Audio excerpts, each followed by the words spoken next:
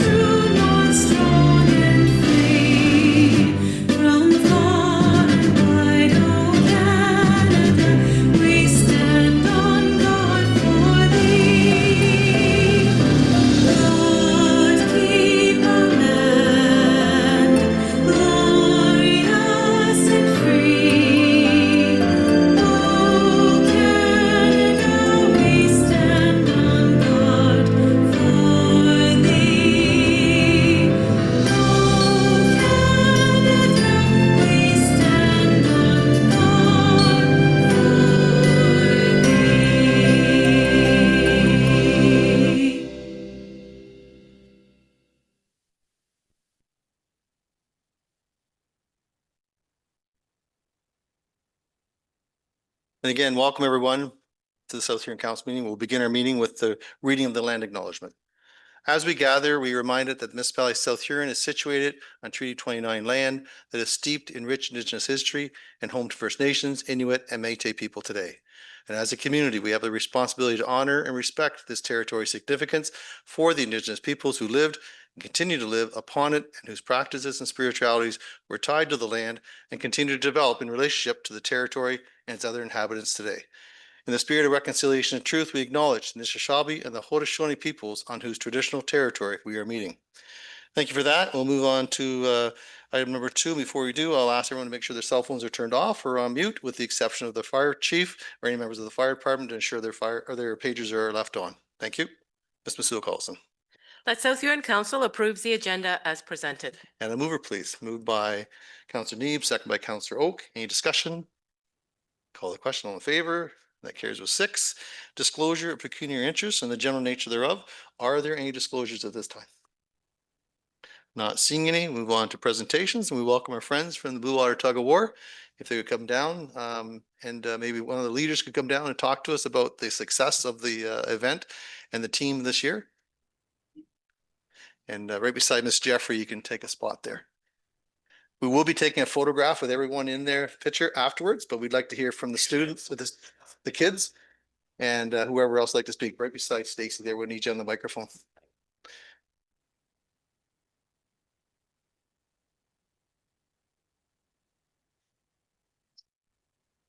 And just state your name for the public. Yeah, Ted Hoffman, Ted. coach, and my co-coach, brother Rob Hoffman.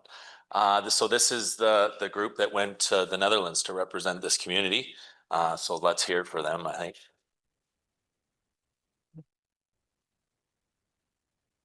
The 10 of them, they range in age from our youngest, Drake. I'll let them introduce themselves in a minute, but up to our oldest, Harlan, and that's from 12 to 17.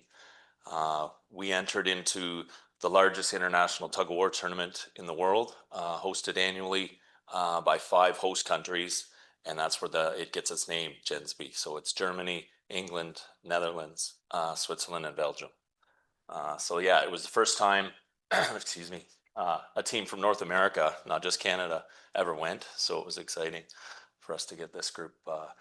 And this group is just about a third of our actual whole group that trains twice a week, just north of Dashwood. So it's been an exciting endeavor. We started in about 2019 and went to Embro, I believe, that year, and we've been going every year since. So this was kind of the culmination of that, but we don't want to stop there. And like I said, it is annual. Next year, if you follow the acronym, it's going to be in Switzerland. and that would be quite an undertaking. So we're in the works to see if we can get them there, but it's a great sport. The teamwork involved, obviously the athleticism, confidence, just a lot of life skills that this group trained, and not to mention all the cultural things. We toured, had the opportunity, obviously we were in Amsterdam a few days, but then got to tour Camp Vought, one of the concentration camps, one of the few concentration camps outside of Germany in that area.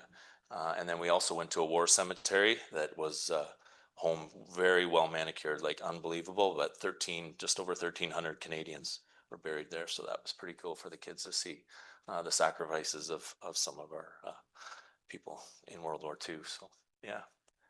So yeah, we want to keep this sport going, and obviously most of you know Blue Water's been around for a long time, and we should have did this a long time ago to keep the longevity of us going, because it is such a tough sport. And when we've tried to introduce guys in their late 20s and 30s, let alone 40s, they don't seem to stick around very long. So when they figure it out and the body mechanics of it at a young age, it's not so hard on you. And so these guys and girls are well on their way. So hopefully the future and the sport in Blue Water continues.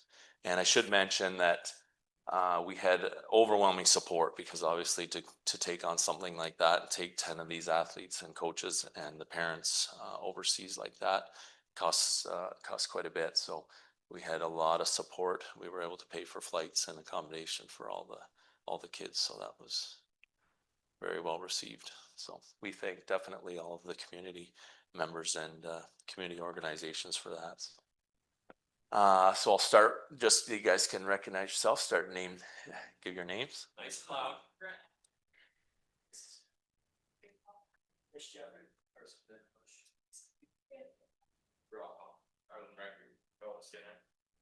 So yeah.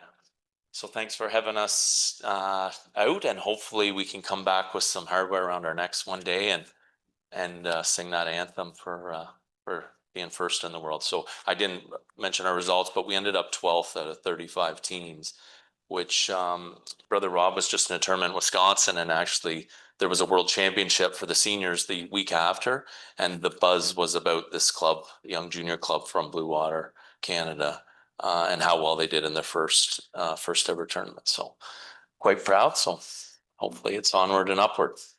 Well, you certainly put Dashwood on the map again. Yeah. And, Yeah. we really appreciate everything you've done and providing great leadership for these young people.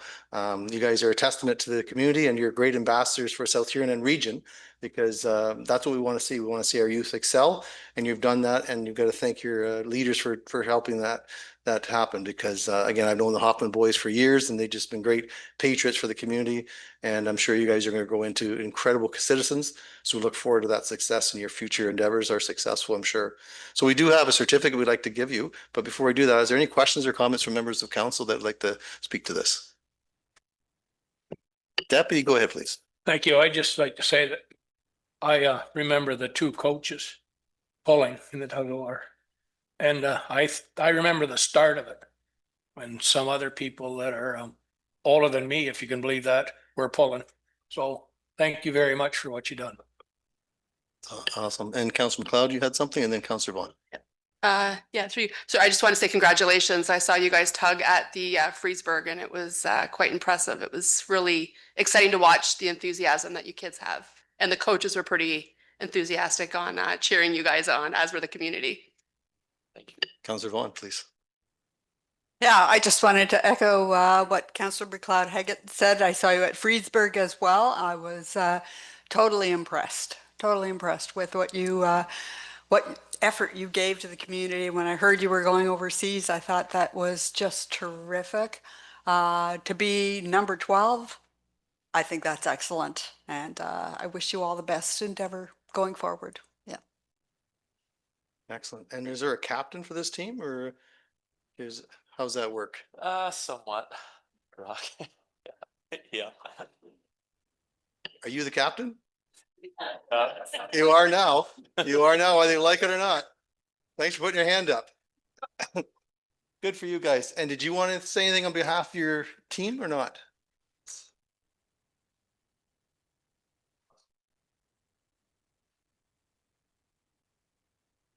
Great. That's awesome.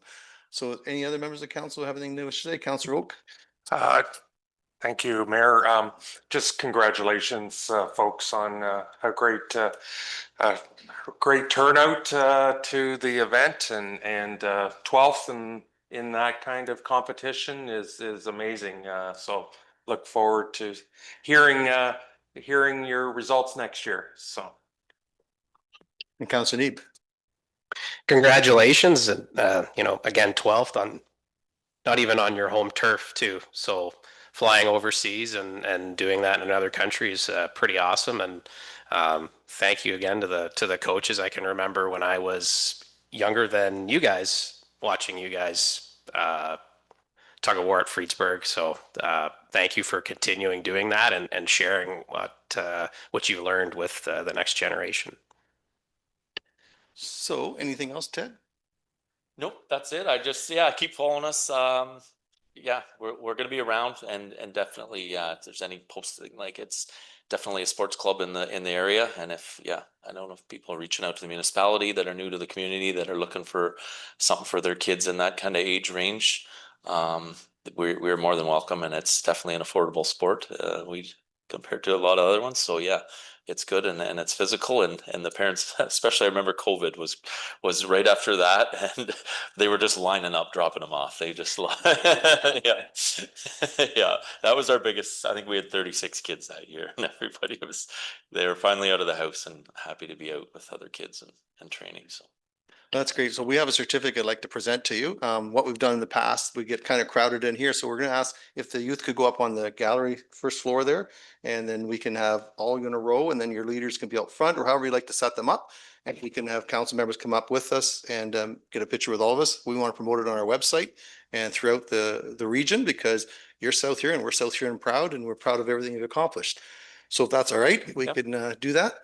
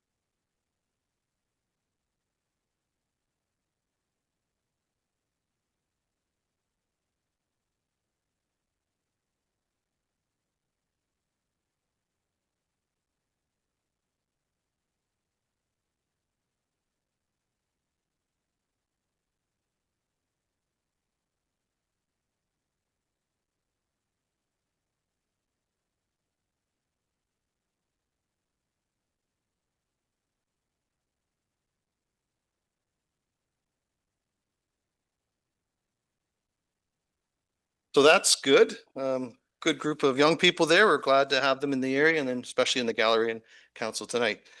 We'll move on to delegations, and we welcome Stacy Jeffrey and are ready to present. I'll let you introduce your partner there. Through you, Mayor Finch, members of council, members of the public, I am so honored to be here today to give you a little bit of a sneak peek of our Youth Tourism Day. So if you remember, this was hosted in July.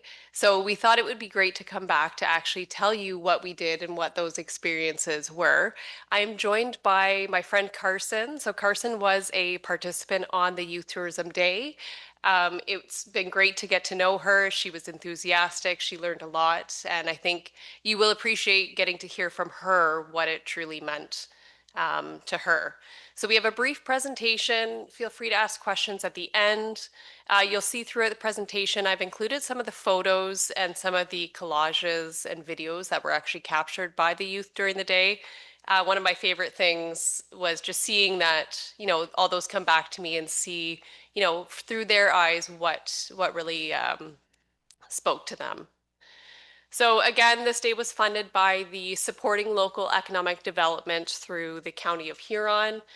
So we want to obviously thank them for providing the funding. So this was 100% funded through them, as well as thanks to South Huron Council for allowing staff to actually apply to this program to then create this day for youth in South Huron.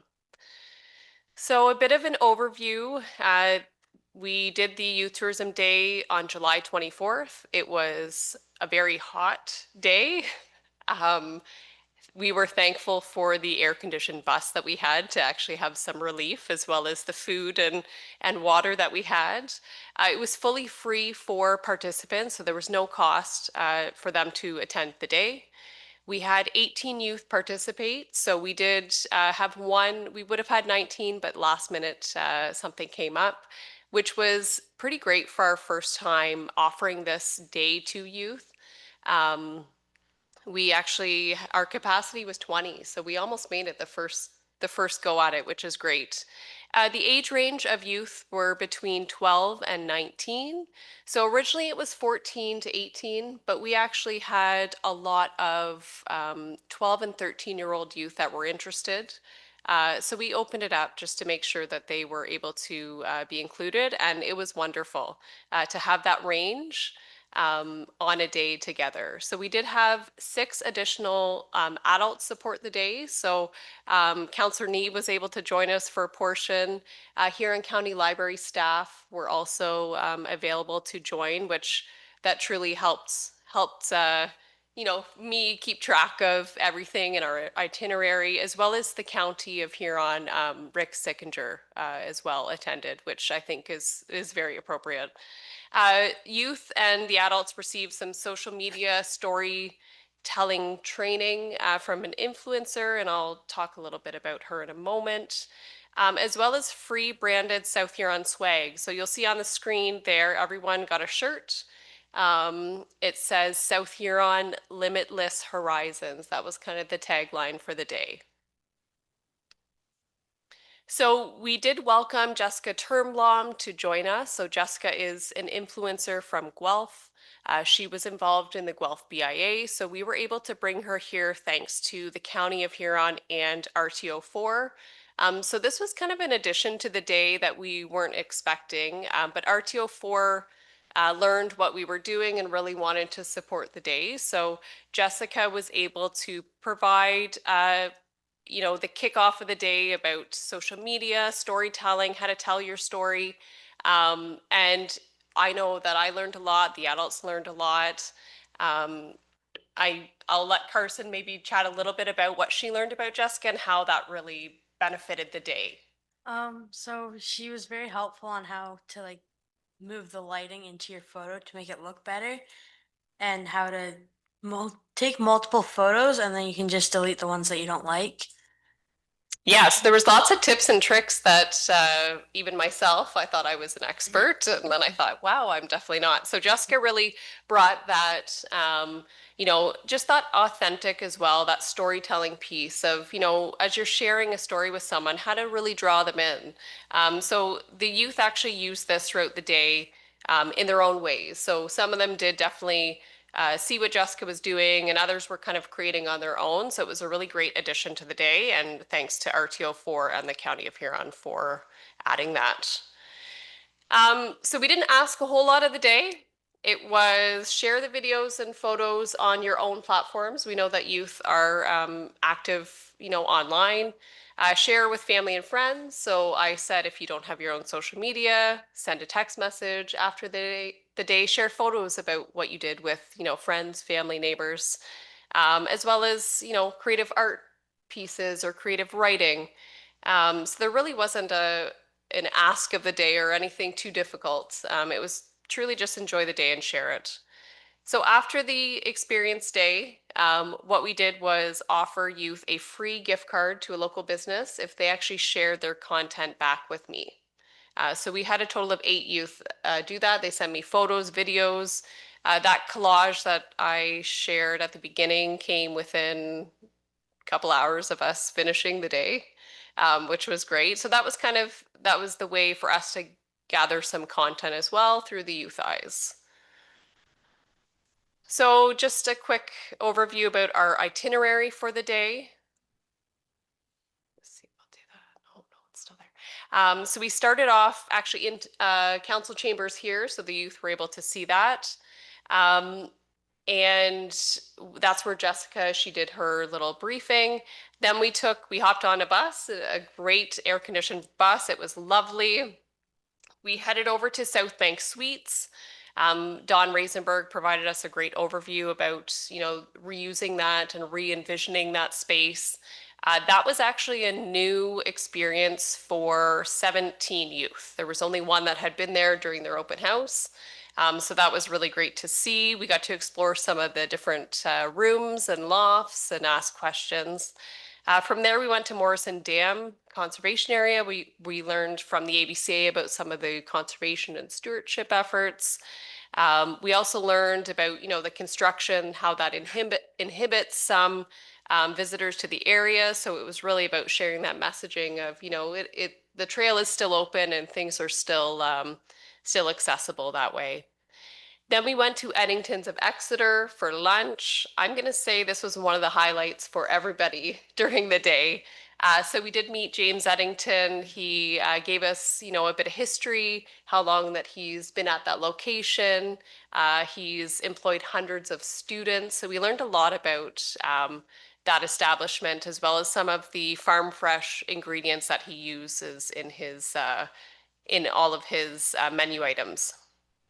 From there, we went to the Red Feather Trading Post. So I'll note that this is just slightly outside of South Huron boundaries, but that place of business has many, many different artists. Some are local artists, really great. So that experience was new for everybody on the tour.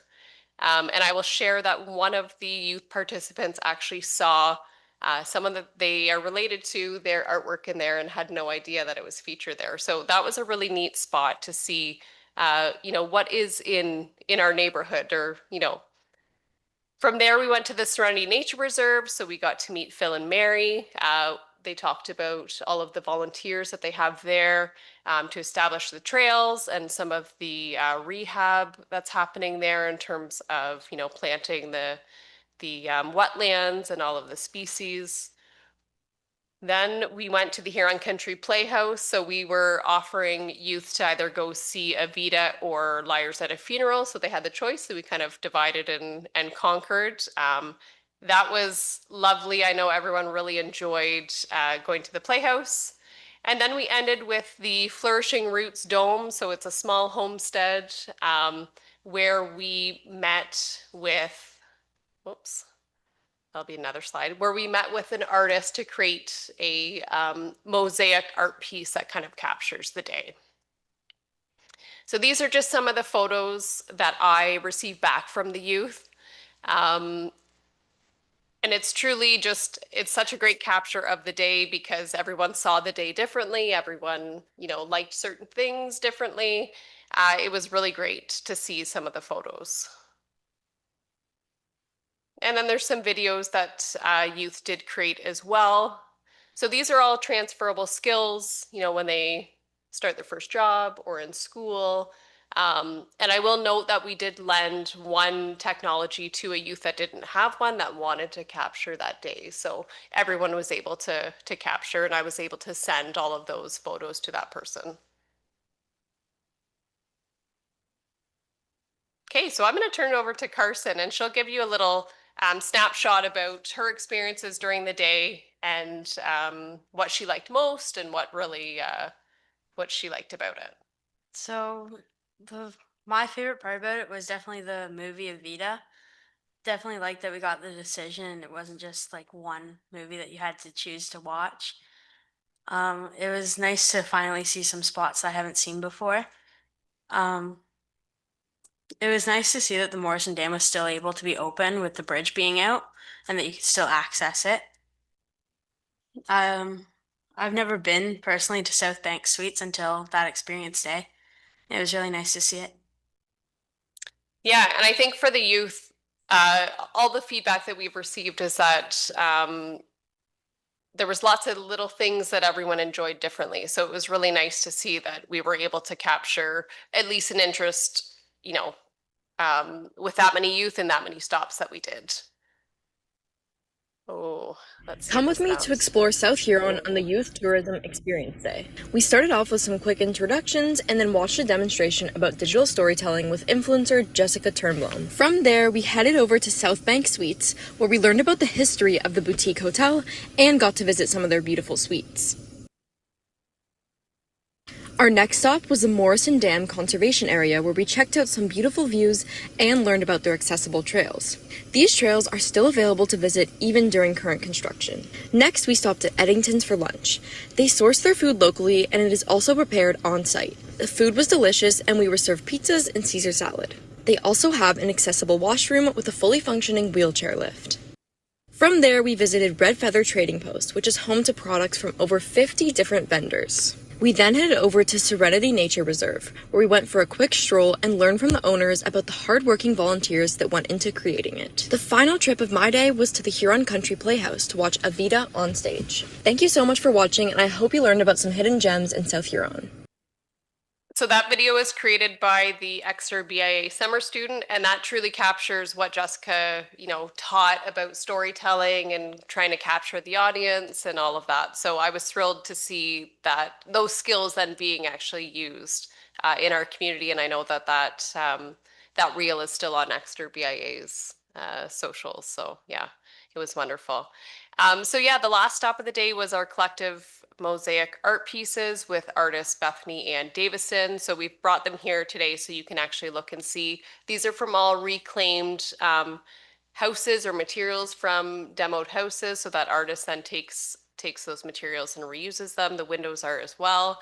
So this was just a reflection of the day and truly what it meant, you know, for the youth on the day. So just quickly about the impact. So this kind of gives you the amount that was spent locally as well as regionally. I'll note that I tried to source everything as local as possible, but that, you know, some things I did have to go beyond. So when I say regionally, I mean neighboring counties. Locally means within South Huron directly. So almost $4,500 were spent locally to support the day, almost $2,000 spent regionally to support the day, and about $1,100 invested in training for the 18 youth as well as the adults, like I mentioned. And you'll see the picture there shows some of the swag items that the youth were able to take away from the day. So there's a water bottle, a t-shirt, as well as a pouch, a zippered pouch. So in total, there were 95 new experiences. So new meaning that you've never been there before. So at each stop, we actually collected that data to see how many new experiences were experienced, as well as everybody received the social media and storytelling training, as well as we now have these beautiful collective mosaic art pieces that were created by the youth. So I will note that we are going to have an unveiling of these hopefully in November at the Huron County Library Exeter branch. So we'll group that with a youth open house after hours and invite all of the youth that did participate in the day to attend that. A number of youth made small purchases during the day at 2 locations where possible. So that was Huron Country Playhouse as well as Red Feather, and that was on their own. And then after the day, $320 spent locally to provide the gift cards to youth that provided videos and photos from the day. So just quickly about the impact. So we did do a follow-up survey to see, to gather some feedback, whether, just their thoughts on the day, what we could change, what they really liked. So just some quotes from there is that I thought it was a great way to learn more about the hidden gems in South Huron community. For me, the day was a way to experience new places and meet new people, as well as enjoy time with friends. The day was fun and everything was exciting. It made me realize that we are so lucky to have local businesses and places to visit. Without a doubt, it was a day that made lasting memories. I went home and told all about the amazing, tasty food at Eddington's and how I wish I could have helped out in the kitchen. I begged to take us back so I could try more food off the menu. I laughed so hard watching the play at the Huron Country Playhouse, and I was so impressed with the talented actors. I made new friends, and most importantly, I spent the day traveling around our beautiful home of South Huron. My time at Red Feather was fantastic, and I was so shocked to see my artwork hanging there in a calendar. Thank you for making this day possible, and I hope I get to go back next year. I cannot wait to tell my friends about it.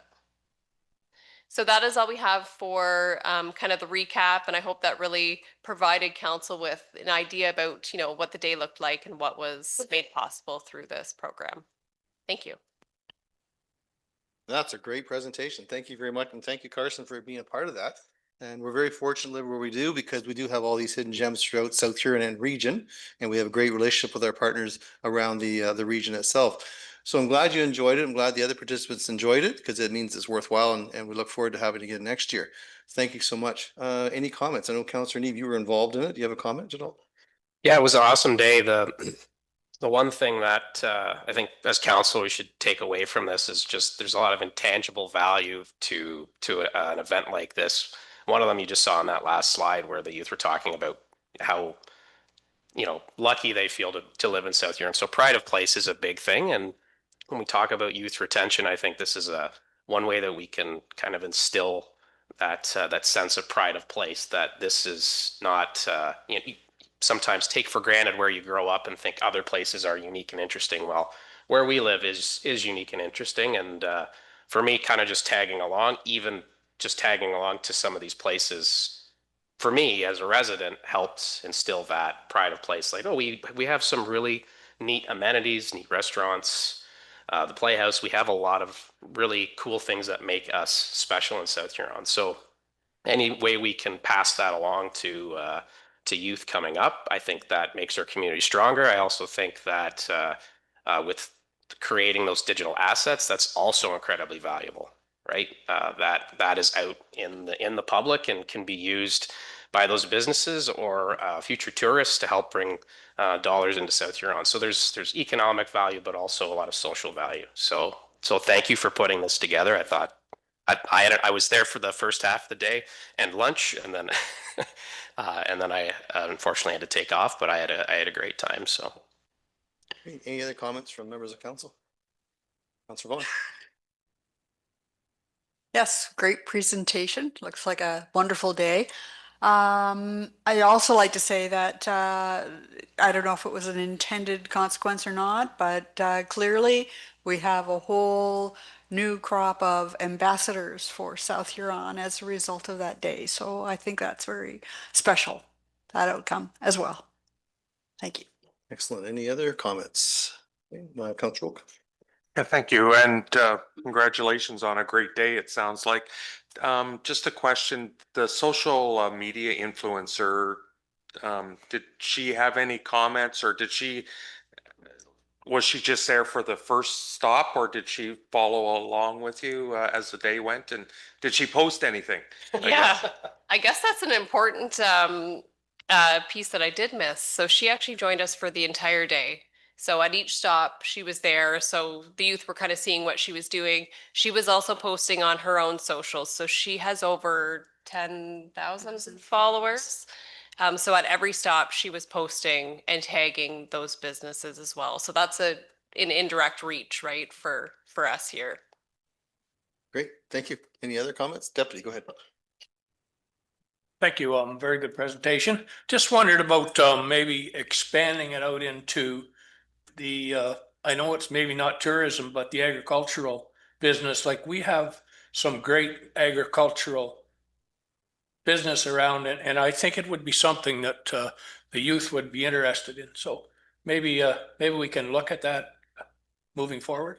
But thank you. This is very good. Great, thank you. Councillor McLeod Haggett.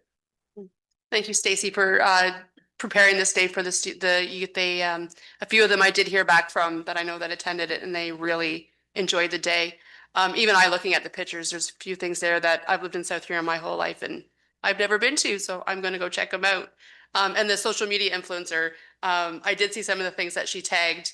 My daughter follows her and was sending stuff over to me that she was tagging, and there was a lot of likes and comments on the things that she was feeding back from South Huron. So it was a good day, I think. Great, thanks again. If there's nothing further, great presentation. Again, thanks for being a part of it, Carson. It's a great experience for you, and you'll take that with you throughout the rest of your life. And of course, promote South Huron wherever you go, and hope you stay in South Huron through your career. And very good, well done. Thank you. Ms. Masood Carlson. The South Huron Council receives a presentation regarding Youth Tourism Experience Day as presented by Stacy Jeffrey and Carson, youth participant. And the mover, Councillor Need moves, Deputy Mayor seconds. Any discussion? Call the question, all in favor, carries with 6. Thank you. And thanks again, Stacy and Carson, for coming out tonight. And we welcome our friend Mike Andrika. You have a delegation. Come on down, Mike. We'll just ask you to sit in the middle there. Just turn the microphone on and you'll be good to go whenever you're ready. You have about 10 minutes. Yeah, look forward to your presentation. Good evening. Hi, I'm here tonight. A year ago I purchased the P&H facility at Centralia, and when I purchased it, it came with a farm and a commercial operation. So the farm and the commercial operation, because they were adjacent and owned by the same person, had been put together. So I've been pursuing a severance on the 2 properties, which I think the county has agreed to. The one is AG1, it's farmland, always will be farmland, always has been farmland. The other is AG3, commercial. As a condition of the severance, South Huron has asked that I disconnect from North Middlesex Water and connect to South Huron Water. Water's not a big thing at an elevator, 2 washrooms and a pressure washer, and it would probably cost me, I'm guessing, over $20,000 to do this. Water actually isn't in front of my property, it's on the side of my property, which is I would have to directionally bore 700 feet under a forest and a paved yard to get to service it. I'm not sure. I feel a little bit like I'm being shaken down here to do this connection because I have adequate water. I basically got Lake Huron water like the property has had for, I'm guessing, 40 years. Works great. So I'm here to object to the ask from South Huron for me to disconnect from North Middlesex and attach to South Huron water. Okay, and that's any of your delegation? You'll take some questions now then? I'll take questions. Sure. Yeah. Are there any questions from members of council at this time? Deputy, go ahead, please. Thank you, Mike, for explaining that. And I have to agree with you. I don't see why you've already got the water. It's Lake Huron water. It comes out of the same pipe.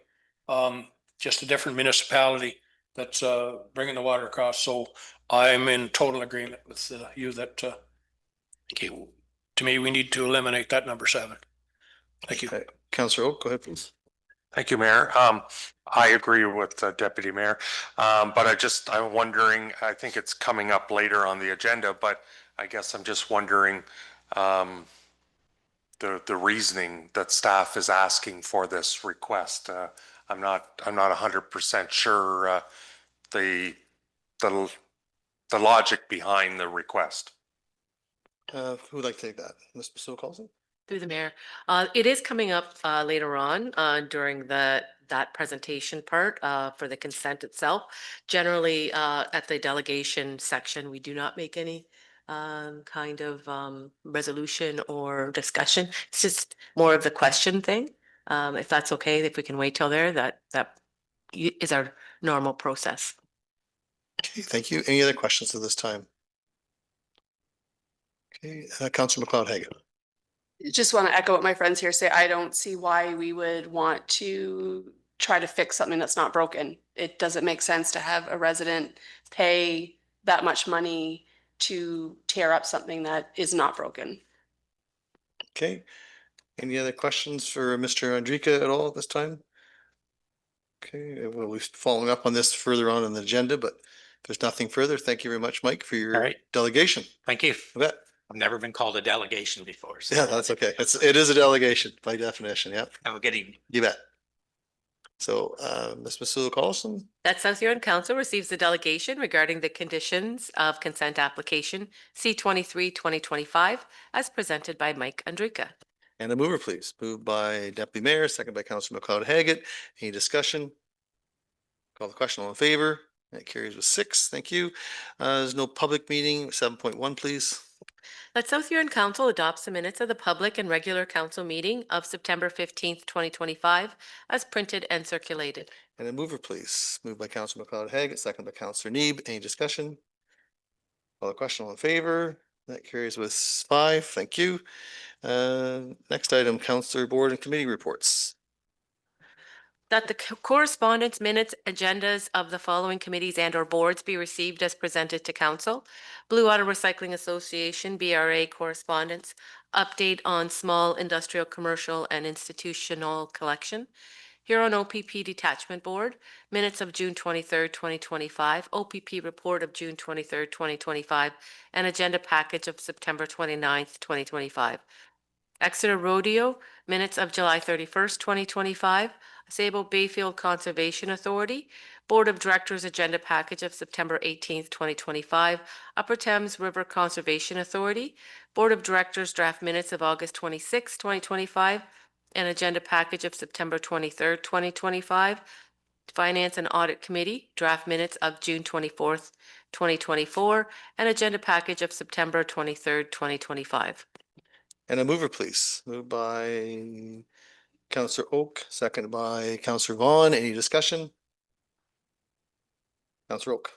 Yeah, it's just a comment. I noticed in the Sabo Bayfield agenda there, they had a presentation from Rick Sickinger, Economic Development Officer, and they had done some tracking of the South Huron trails. And it was quite interesting to see that one of the places where the data was tracked in 24 was the South Huron Trail. And last year, over 91,000 pings were detected on cell phones, and 20,000 were unique visitors. So just those numbers are impressive, those kind of numbers. So it just goes to show how important those trails and they mirror the G2G trail or the Bayfield River Valley Trail. So very, very impressive asset to have in the municipality here. Great. Any other comments? Not seeing any. We have a mover and a seconder. If there's no further discussion, call the question. All in favor? And that carries with 6. Thank you. Next item, please. That South Huron Council receives Exeter Business Improvement Area, BIA, minutes of September 9th, 2025. And that South Huron Council approve the recommendation of the Exeter Business Improvement Area, BIA, that Kim Boyce be appointed as a director for the Exeter BIA. And a mover, please. Councillor McLeod-Haggett moves, seconded by Deputy Mayor. Any discussion? Call the question. All in favor? That carries with 6. 8.7. That South Huron Council receives the Port Blake Task Force draft minutes of September 22nd, 2025, and that Council confirms the Port Blake Task Force has met its mandate as set out in its terms of reference, and any outstanding items are to be operationalized by staff. And a mover for that, please. Moved by Councillor Vaughn, second by Deputy Mayor. Any discussion? Call the question. All in favor? And that carries with 6. Thank you. 9, please.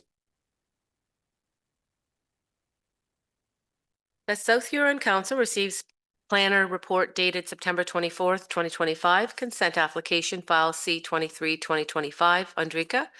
And that South Huron Council recommend to the County of Huron that the application C-23-2025 be approved, subject to the attached conditions. And a mover, please. Moved by Counselor Neeb, seconded by Counselor Vaughn. And I believe we have staff on to speak to this. Okay. Welcome, Victor. Good evening, everyone. Can you give us an overview of this, please? Yes, I think the report outlines that it's a relatively straightforward application. As Mr. Andrika said, he's seeking to recreate an previously existing lot by separating the AG3 commercial elevator business from the farmland. And it really comes down, it's only coming to council because of condition 7 regarding the disconnection of the water service. The condition did come from Don Giberson, but I understand that Mike Rolfe, who's in attendance, has discussed some of the reasoning behind the condition and could potentially answer questions about why that is one of the recommended conditions. Okay, thank you. And we have Mr. Rolfe here. Mr. Rolfe, did you want to comment at this time? Thank you. Through you, Mayor Finch. Yeah, if for the reasoning for the condition, so we are following previous practice with this specific property. In 2017, there was a severance in the southeast corner of the property. There was a agricultural commercial office that was severed from that property, and it had the exact same condition in it that they do connect to the South Huron water supply, and that was completed.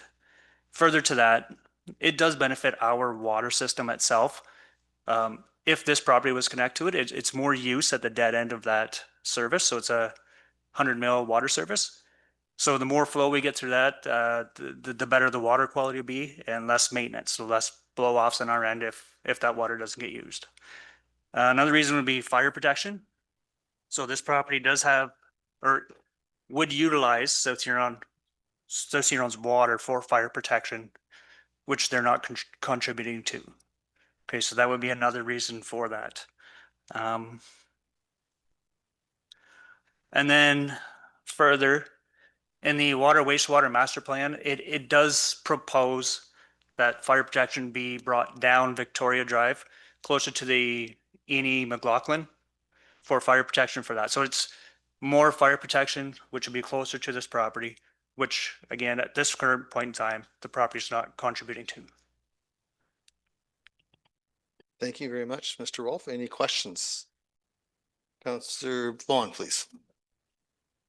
Thank you for that answer there, Mike. You did mention that there was another property that had a similar condition and they complied with it. I'm taking it that's that little carve out property on the right on the corner. How did they hook up in terms of there's no pipe running to that particular, there was no pipe running to that particular property. Did they pay to have it all the way extended?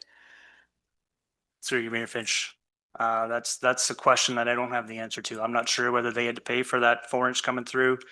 But all I know is that they did have to hook up to the South Huron water supply. Okay, thank you. Any other questions? Counselor Neeb, you have a question? So just if I'm understanding this correctly, the property that you're talking about, the commercial office space that has South Huron water running to it currently, correct?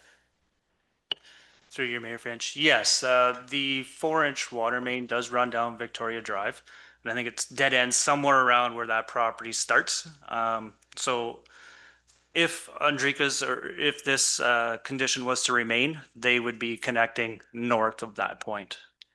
Okay, so there is availability for the connection there. The water main is right on Victoria Drive. Do you know roughly the distance that would be required? I know the delegation said something like 750 meters or so, but I just looking for clarification. And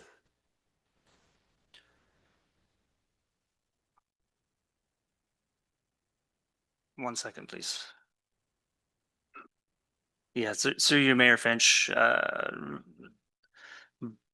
very high level estimate on GIS. The distance would be roughly 200 meters, give or take, which would be roughly 700 feet. Thank you. Any other questions at all? Councillor McLeod Haggett. So the requirement for the business on the corner, they had to hook up, I'm assuming when they built that? So you, Mayor Finch, no, it was through a severance process, similar, very same to this.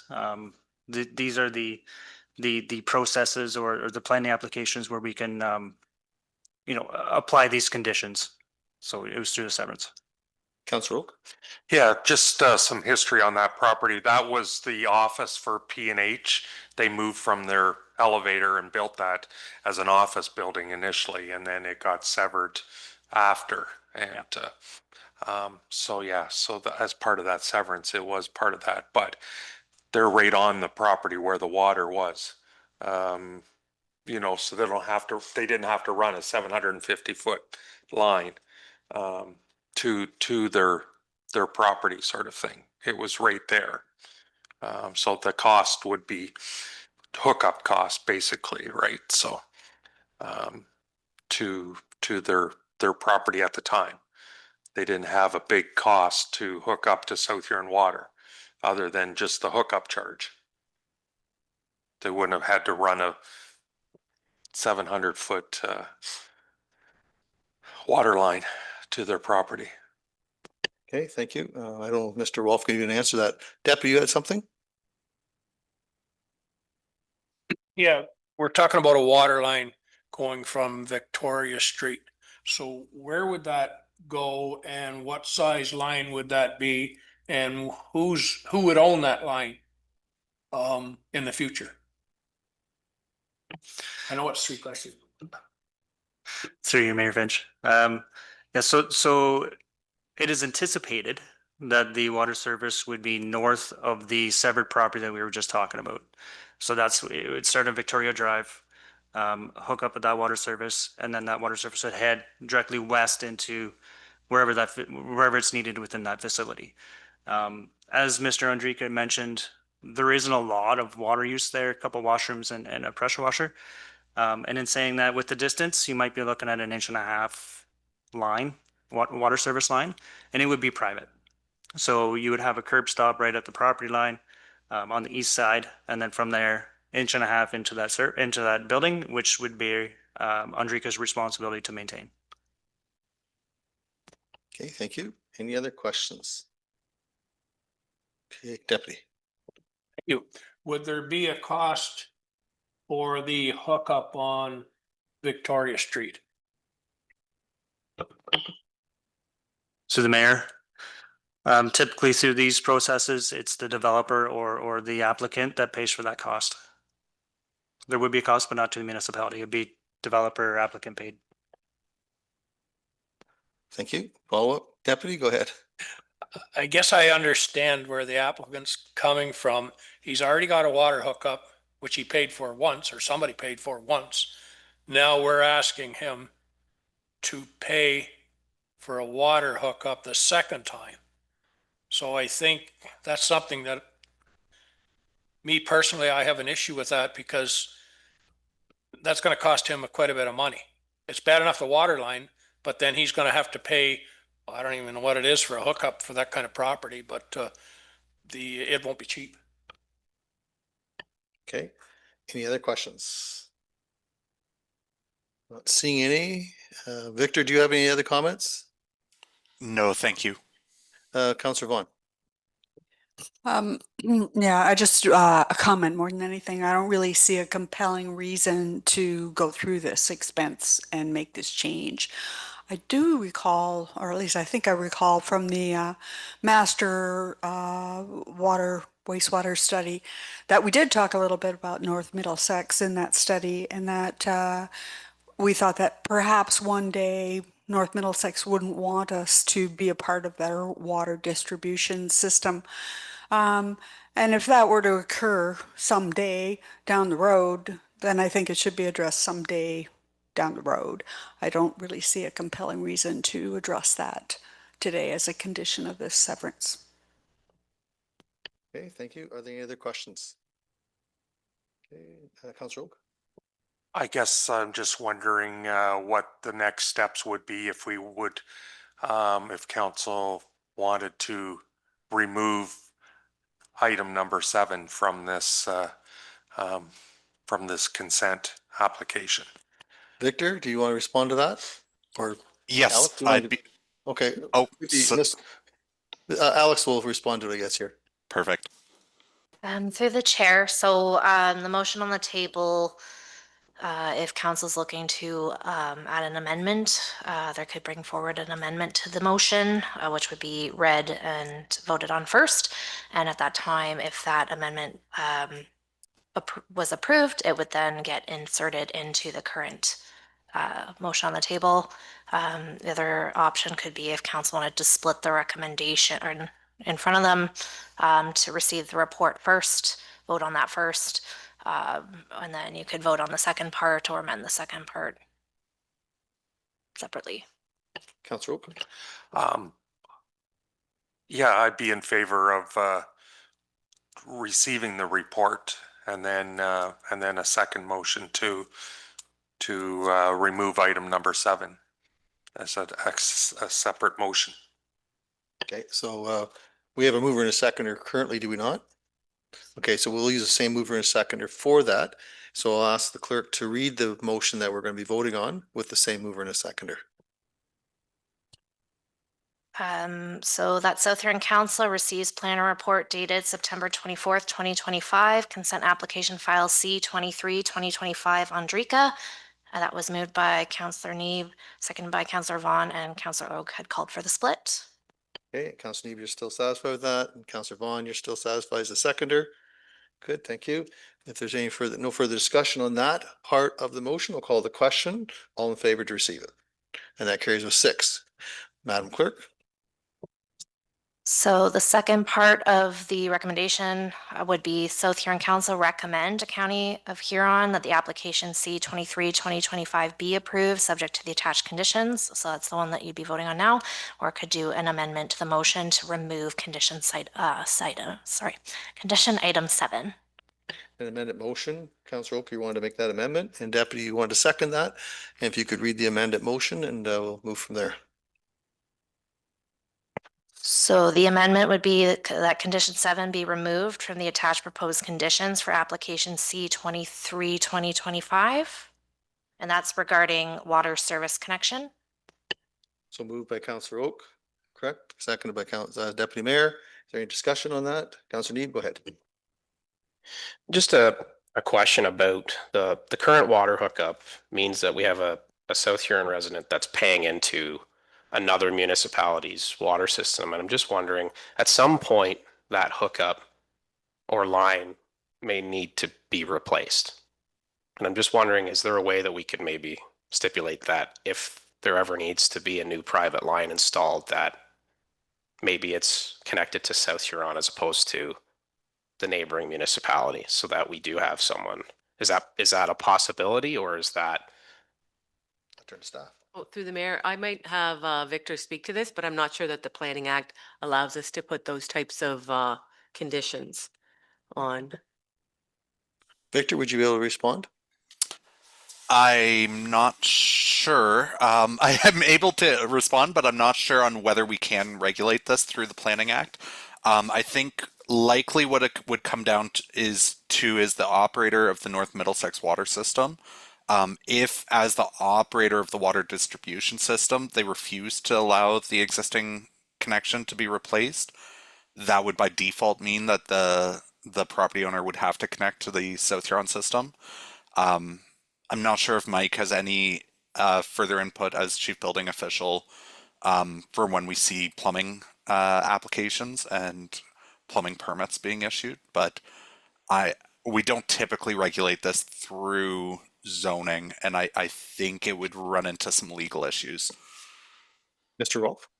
Through you, Mayor Finch. Yeah, I agree with Victor. It's not a planning application conditioned in this specific instance for future possibilities. It would be something along the line of a municipal act bylaw that we can pass. You know, if and when a property needs to be, water service needs to be redone, repaired, refixed, or whatever, then at that point they would hook into the municipal system. But not something we have in place at this point in time, unless council directs. Councillor Oak? Thank you, Mayor. And just for clarification, with the severed parcel, that the farm part, if they ever put something there, that hookup would have to be a South Huron hookup at that time. Is that my understanding, or would be my understanding? Because that's a separate parcel now.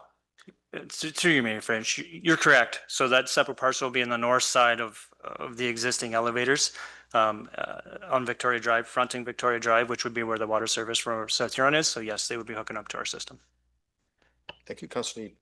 Yeah, and I was just thinking out loud to see if there's a way that we could kind of ensure that the applicant isn't having to pay twice, but also we do have a way that we can get them tied into our water system down the road whenever that water system needs to be replaced anyway. So yeah, I don't think it's reasonable at this point to ask to have them pay for that extra cost, but I don't know if we'd even want to go down this path of finding out whether it's even legally viable to do something like that. But I think again too, we do have a number of other properties that throughout South Huron that are tied into other water systems, and I think we do want to ensure that they're tying into a water system that they're actually paying for indirectly. So Thank you. Mr. Rolfe, any comment about fire protection? Is the North Middlesex system as strong as ours to provide fire protection, or what would happen if there was a fire? Through you, Mayor Finch. North Middlesex would not be able to provide fire protection. They don't have fire protection for this particular property at the north end of their county jurisdiction. Fire protection in this particular case would be from Centralia. It would be South Huron's water supply that would be providing for the fire protection for this property. Thank you. Deputy, go ahead. Right now, I don't think we want to go down that path. We've supplied water to other huge, large fires that weren't not in South Huron. So I think maybe that's something we should not have the discussion on right at this moment. Thank you. Okay, thank you. Any other questions at all? Okay, not seeing any. I'll just turn to the clerk to finalize the recommendation. So the motion to amend the main motion, that condition 7 be removed from the attached proposed conditions for application C-23, 2025, and condition 7's regarding water service connection. And that was moved by Councillor Oak, seconded by Deputy Mayor Diedrich. Okay, thank you. We've had a mover and a seconder. Is there any further discussion? There's no further discussion. I'll call the question. All in favor? And that carries with 6. Okay, thank you. I'm sorry, just to then go back to the main motion, so that amends the original, that South Huron Council recommend to County of Huron, the application C-23, 2025 be approved, subject to the attached conditions as amended, with the removal of item number 7, which was regarding water service connection. And so that would have been originally moved by Councillor Neeb and seconded by Councillor Vaughn. Okay, still satisfied with that, Councillor and Councillor? Thank you. Is there any further discussion on that? Not seeing any, call the question. All in favor? That carries with 6. Thank you. All right, next item, 9.1.2. That South Huron Council receives plan and report dated September 23, 2025, removal of holding symbol application SHU Z06, 2025. And a mover, please. Councillor McLeod moves, second by Councillor Oak. Any discussion?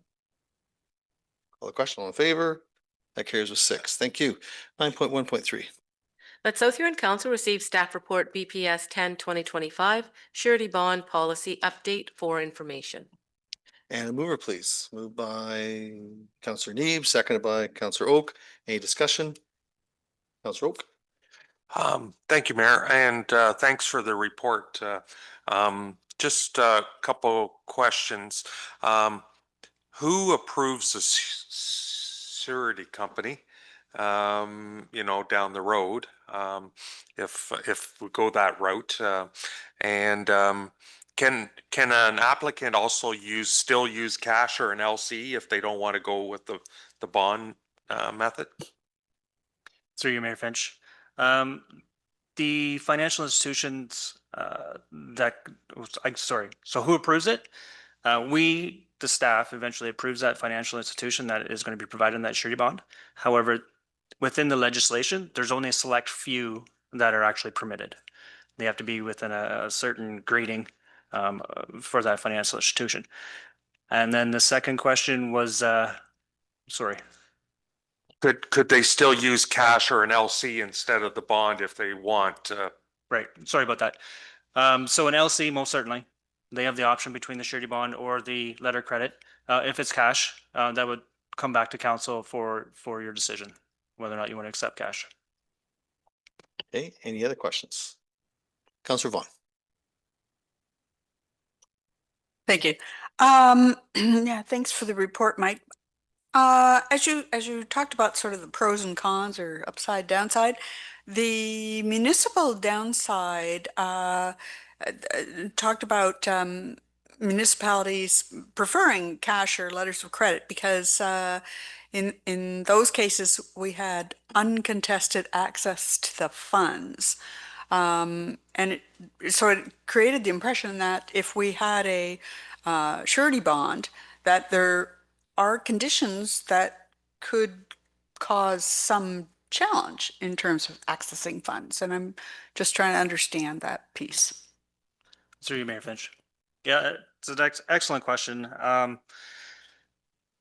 Previous interpretation of bonds was that it was hard to receive any monies back from that surety holder just due to the fact that they don't want to give up that money. They're always going to push. However, within the legislation, it specifically says that when the municipality demands funds from that surety bond, that financial institution or that surety provider has 15 days to provide us with those funds. So it is right in that legislation as to the process for us to collect those bonds if there's a default on any kind of the requirements within the agreement.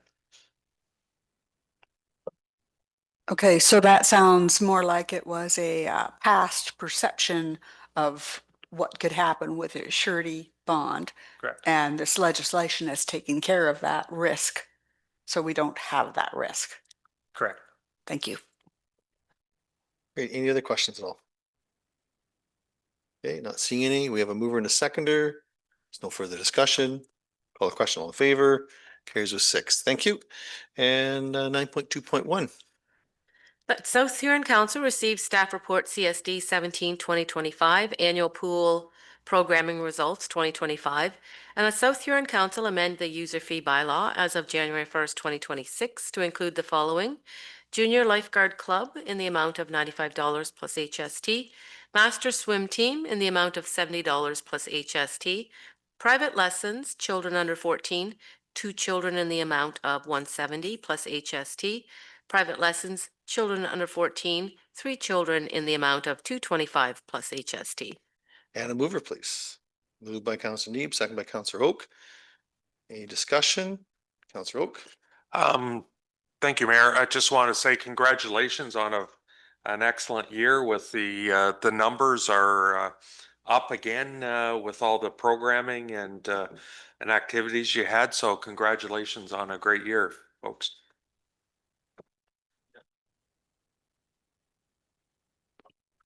Yes, through the mayor, thank you, Councillor Oak, for saying that. We actually have our pool coordinator here, so I can't take the credit for that. I would pass it off to Maddie for all the work that she's done at the pool and the wading pool. So if it's okay, I'd just like to read a little bit about Maddie and help explain her impact on the community and at the pool there. So Maddie obviously has been an integral part of the summer staff team, especially at the pool and the wading pool. Maddie's been with Municipality South Huron since 2016. So she's started as a wading pool attendant, worked to a lifeguard, and then most recently for the past 4 years has been the pool coordinator. During her time, she's made a lasting impact, not only on the staff, but the residents here. Having gone through a season with Maddie myself, I can attest to the fact that she leads with a lot of kindness, dedication, has a calm, dependable presence, and sets a tone for the entire pool team. She's constantly smiling, always has a positive attitude, and she's created an atmosphere where people feel encouraged and appreciated. Her leadership towards the pool staff has not only created teammates, but a really strong bond amongst them where they understand how important it is to jump in and help each other, and to our benefit, come back year after year.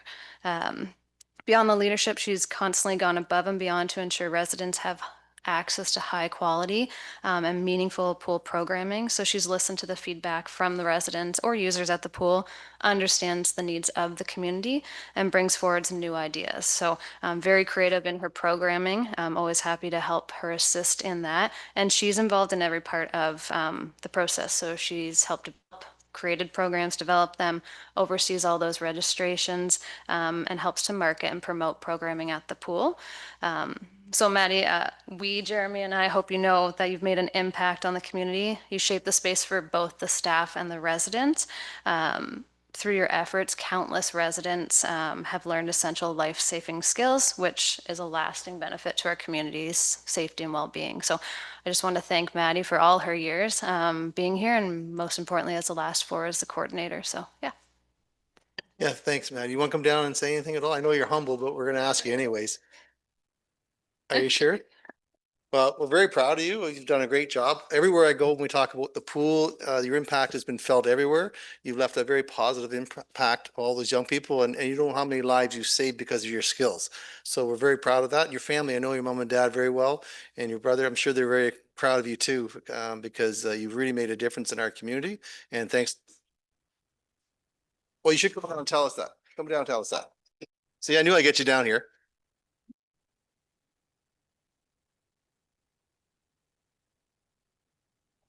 Yeah, we want to put this on the record. Go ahead, Maddie. No, thank you. We've had a great team of lifeguards, and obviously we couldn't have done it without them. It seems like every year our team grows, which is great. Everyone works so well together. And thanks to Amanda, we implemented some new programming this year that I think was received very well, and I'd love to see it continue to grow in the future. So thank you. That's awesome. Like I say, everywhere we go, we talk about the pool, and it's just the success then that you're a big part of that success, but your leadership is being felt everywhere. And again, how many lives you'll save over the life of those young people is unknown, but you know, there's no measuring stick to measure that. So congratulations on your success. Comments from members of council? Councillor Vaughn, please. Yes, thank you. I would say that, yes, it's a great report, great work by Amanda, Maddie. One of the things that really struck me as I was reading through all the different kind of programming that we're doing is that this is truly a one example where we have something for all ages, all disabilities, all old, young, everybody in between. Everybody's getting something out of the programming that you're offering at the pool. So kudos. Great. Any other comments? Councillor Need, go ahead, please. Yep. Thank you. Thank you for all your work, and to both you and Amanda. And I think it's fantastic. I think we take for granted the fact that we have access to an outdoor pool and access to lessons. I learned how to swim in the extra pool here in town when I was a kid, and my son's learning how to swim in the pool here in town as well. So it's outstanding that we have access to programming and access to a good facility and access to trained staff who are willing to do that year after year. It does make a big impact and on our residents and on their safety as well, and learning how to swim. So thank you. Anyone else? No, thanks. And again, thanks very much. Back in the day, before 1964, when the pool was built, people took their swimming lessons in the reservoir to the south of the pool. A friend of mine told me that they had to swim a certain distance, and I can't imagine people swimming that today. So having that pool and your leadership has just been a real tremendous benefit for all of us. So thanks very much. Great. Okay. We have a mover and a seconder, I believe. Is there anything further from staff on this? Not seeing any? Call the question. All in favor? That carries with 6. Terrific. Next item, please. That South Huron Council received staff report ITSI 04-2025 Municipal Modernization Strategy Update, and that Council approves Phase 3 of the Modernization Strategy by reallocating the Modernization Reserve Fund balance remaining at the end of 2025 and any future interest earned on fund principal towards information security and risk management and business solutions. And a mover, please. Moved by Councillor Neeb, second by Councillor McLeod-Haggett. Any discussion? We have Mr. Curry here. Councillor Vaughn, go ahead, please. Yeah, I would just like to say, Scott, there's been considerable good works completed in phase 2 here. And I continue to be amazed at how you've taken that original grant and stretched it out over the years, earning interest and so forth, and you're spending it wisely such that with each subsequent phase, we still have money to invest in making ourselves even better. I think it's great that our next phase is all about managing risks and information integrity. I think it's kind of key, well, not kind of, it's totally key to MASHA's, the municipality's provision of services. So it's a tough job to get your mind around in terms of all of the security threats that we have in the cyber world and in managing our information safely. So I'd like to report, and I'd like to thank you very much for looking after our risks. And we echo that. Thank you very much, Mr. Curry. You have a comment at all? Just to say thank you very much. It is a team effort. I sit beside great people here. So it's all of us together working to address these risks and mitigate them. But thank you. Thank you. Any other comments from members of council? Okay, we have a mover and a seconder. If there's no further discussion, I'll call the question. All in favor? And that carries with 6. Thanks, Mr. Curry. Next item, please. The South Huron Council received staff report CL 16/2025, application to repeal heritage designation bylaw number 23/1993, and that council authorized the clerk to issue a notice of application received to repeal bylaw 23/1993 for 12 Victoria Avenue East, Crediton, in accordance with section 32(1), repeal of designating bylaw owners initiative of the Ontario Heritage Act. And a mover, please. Councillor Neeb moves, seconded by Councillor Oak. Any discussion? Councillor Neeb, go ahead, please. Thank you. Through the chair, I was just wondering if the clerk could outline what are the steps in the process, because there is a public process for this, I believe. Yeah, through the chair. So on receipt of an application to repeal a designated bylaw, council provides direction to the clerk to issue a notice of that application being received. So that gets issued and circulated out there, out in the open there for members of the public to provide comment or objections. So the Act provides a 30-day objection period. So 30 days following the issuance of the notice. So once that's actually been issued, there's a 30-day objection period for individuals to submit a notice of objection of the request into the clerk's department. Following that, the Heritage Advisory Committee also will be taking part in providing, reviewing the request and providing recommendations to council. And there's a specific timeline. So following receipt of the objection period, there's a certain timeline for council to make a decision on whether or not it's choosing to proceed with the request to repeal the bylaw or whether or not to leave the property as is. Following that, there is appeal rights dependent on how the outcome of that decision of council. And if there's an appeal, it would go to the Ontario Land Tribunal. So then it's within the province's hands to determine whether there'd be a change in the decision of council. Thank you. Any other questions? Councillor Vaughan. Yes, thank you. Alex, there's you mentioned it just now and it's in the report that the council will refer off to the Heritage Committee for their commentary, advices, so forth. What is their actual role at the Heritage Committee? Like, what do they actually do with that referral once we've sent it to them?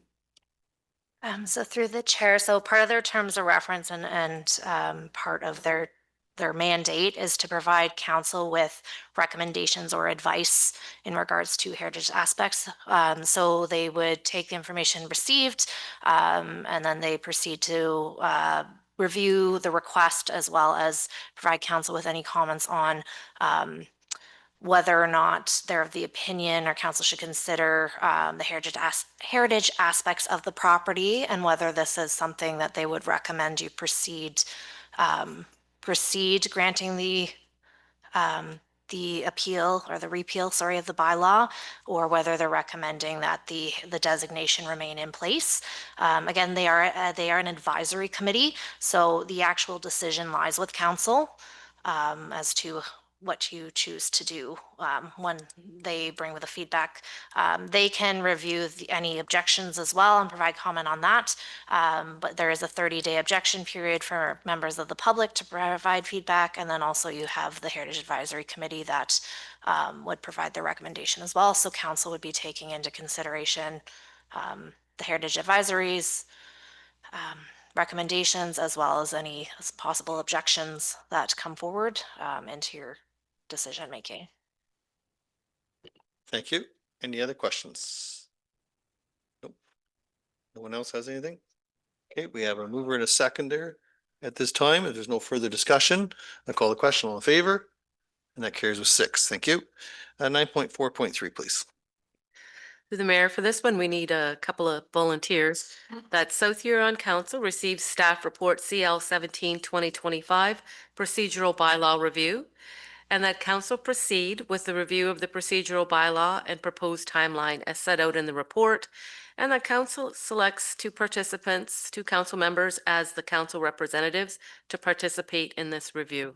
Is there any people that would like to participate in this? Nope. Council McLeod Haggett, thank you. And Councillor Neeb, thank you. Very well. Good. Okay, so we have 2. And so we have a mover and a seconder? Not yet. So. No. Yeah, you'll move it. Thank you. Moved by Councillor Oak, second by Deputy Mayor. Is there any discussion on that? Call the question. All in favor? That carries with 6. Thank you. They're volunteering. Appreciate that. 9.4.4. That South Huron Council receives staff report CAO 13-2025, the 2023-2026 council priorities, Q3 2025 work plan for information. And a mover, please. Councillor Neeb moves, seconded by Councillor Vaughn. Any discussion? Call the question. All in favor? That carries with 6. Thank you. Are there any notices of motions, Madam Clerk? There are none.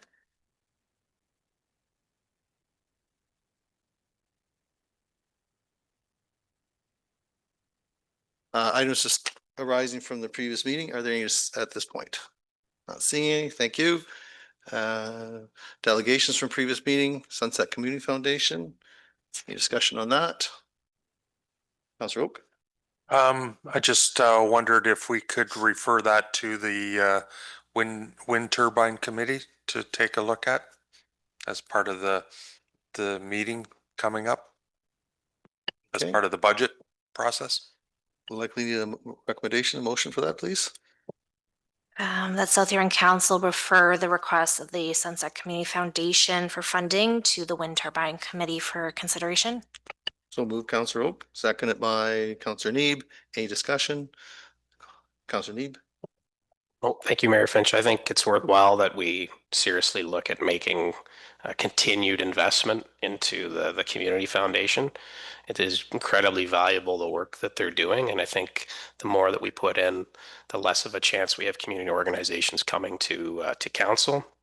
Also, the stronger our organizations will be in the community and knowing that they can access funds to do work within our community. So I just wanted to throw that out there to those who are on the committee, that it is incredibly valuable, the work that the foundation does. And I hope you're able to come back with a recommendation about making continued investment into it. Very well. So we have a mover and a seconder on that. If there's no further discussion, I'll call the question. All in favor? And that carries with 6. Thank you. New business. Is there any new business this time? Okay, not seeing any. Mayor and councillor comments and announcements. Are there any comments at this time or announcements? Councillor McLeod Haggett, please. Yeah, through you, Mayor Finch. On Saturday, I attended the Touch a Truck event that the BIA put on.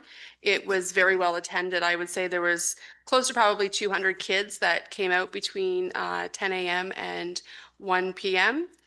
So we're excited through the BIA to hopefully be able to do this again in the spring. It also brought in a lot of traffic that was going on 83 that was heading towards Grand Bend. So there was some new business that was going into Canadian Tire for sure to purchase stuff in there. I also attended the United Way kickoff last week, 2 weeks ago. Their goal this year is $2,529,770. So just a reminder, the coldest night of the year is Exeter's biggest fundraiser for the United Way, and it is February 22nd, 2026. And I would really love if council could put a team in this year. I've noticed that other municipalities, their council do put teams in and become an active part of that event, as it does help a lot of our most vulnerable in our community, as we all know we do have quite a few of those right now. Tomorrow I'll be attending the Belonging Matters workshop in Clinton that is happening. Yeah, that's it. Great, thank you. Any other comments from members of council? Councilor Neat. I had the chance to attend the Meet Your Neighbor event that was taking place in the parking lot here. I think it's getting close to 2 weeks ago now. My time's a little off, but it was great to see all the local organizations taking part, and it was great to talk with a lot of people in the community about different activities that they're planning. On the weekend, I had the chance to go to Gover's Pumpkin Patch, which is out by the United Church on Highway 83. If you get a chance to go out, check it out. There's a corn maze. It's actually really interesting to see what the community's done out there with the pumpkin patch, as well as the Kirkland Woodham Optimists. There's a number of organizations that took part in an event over the weekend. They had lizards and snakes, and they had a lot of food vendors, and it was really worthwhile and neat to see that. And so if you get a chance, check it out, because there's lots of pumpkins, lots of stuff to do. So great. And Councilor Oak? Yeah, thank you, and great comments on the Gover's event. I was there as well, and a lot of people there, and want to congratulate the Gover's family as well. They have purchased the church, and so they will continue to. It'll still continue to operate as a church, but they'll have a number of other events at that property as well. So, looking forward to that. So, Great. Any other comments? Okay. So what's the mayor been up to? Different things, some of the highlights, some have been mentioned. And but yeah, I was just pleased to attend the Hello Neighbor Party at the Town Hall parking lot on the 17th of September. A great turnout, lots of interactions with the public. Thanks to staff for being integral in making those relationships build, and look forward to more events like this in the future. And there's lots of things happening around South Huron. On the 22nd of September, I traveled with Joanne Bowen to Waterloo as part of the South Huron Medical Recruitment Committee, and met with 30 second and third year medical students at the KW resident recruitment event about the benefits of working in rural healthcare and what we offer here in South Huron based on our proximity to services, opportunities, and work-life balance. There were recruiters from as far away as Dryden, Ontario, and everywhere in between. I want to personally thank Joanne Bowen for her commitment to this committee, since she served many years working at the South Huron Hospital and could offer the students that personal touch. On September 23rd, I was invited to the McKay Center in Goderich to introduce and present Tanya Masanovitz, a certificate as part of the I Am Huron initiative that showcases the diverse contributions that immigrants and newcomers to Canada make in our communities.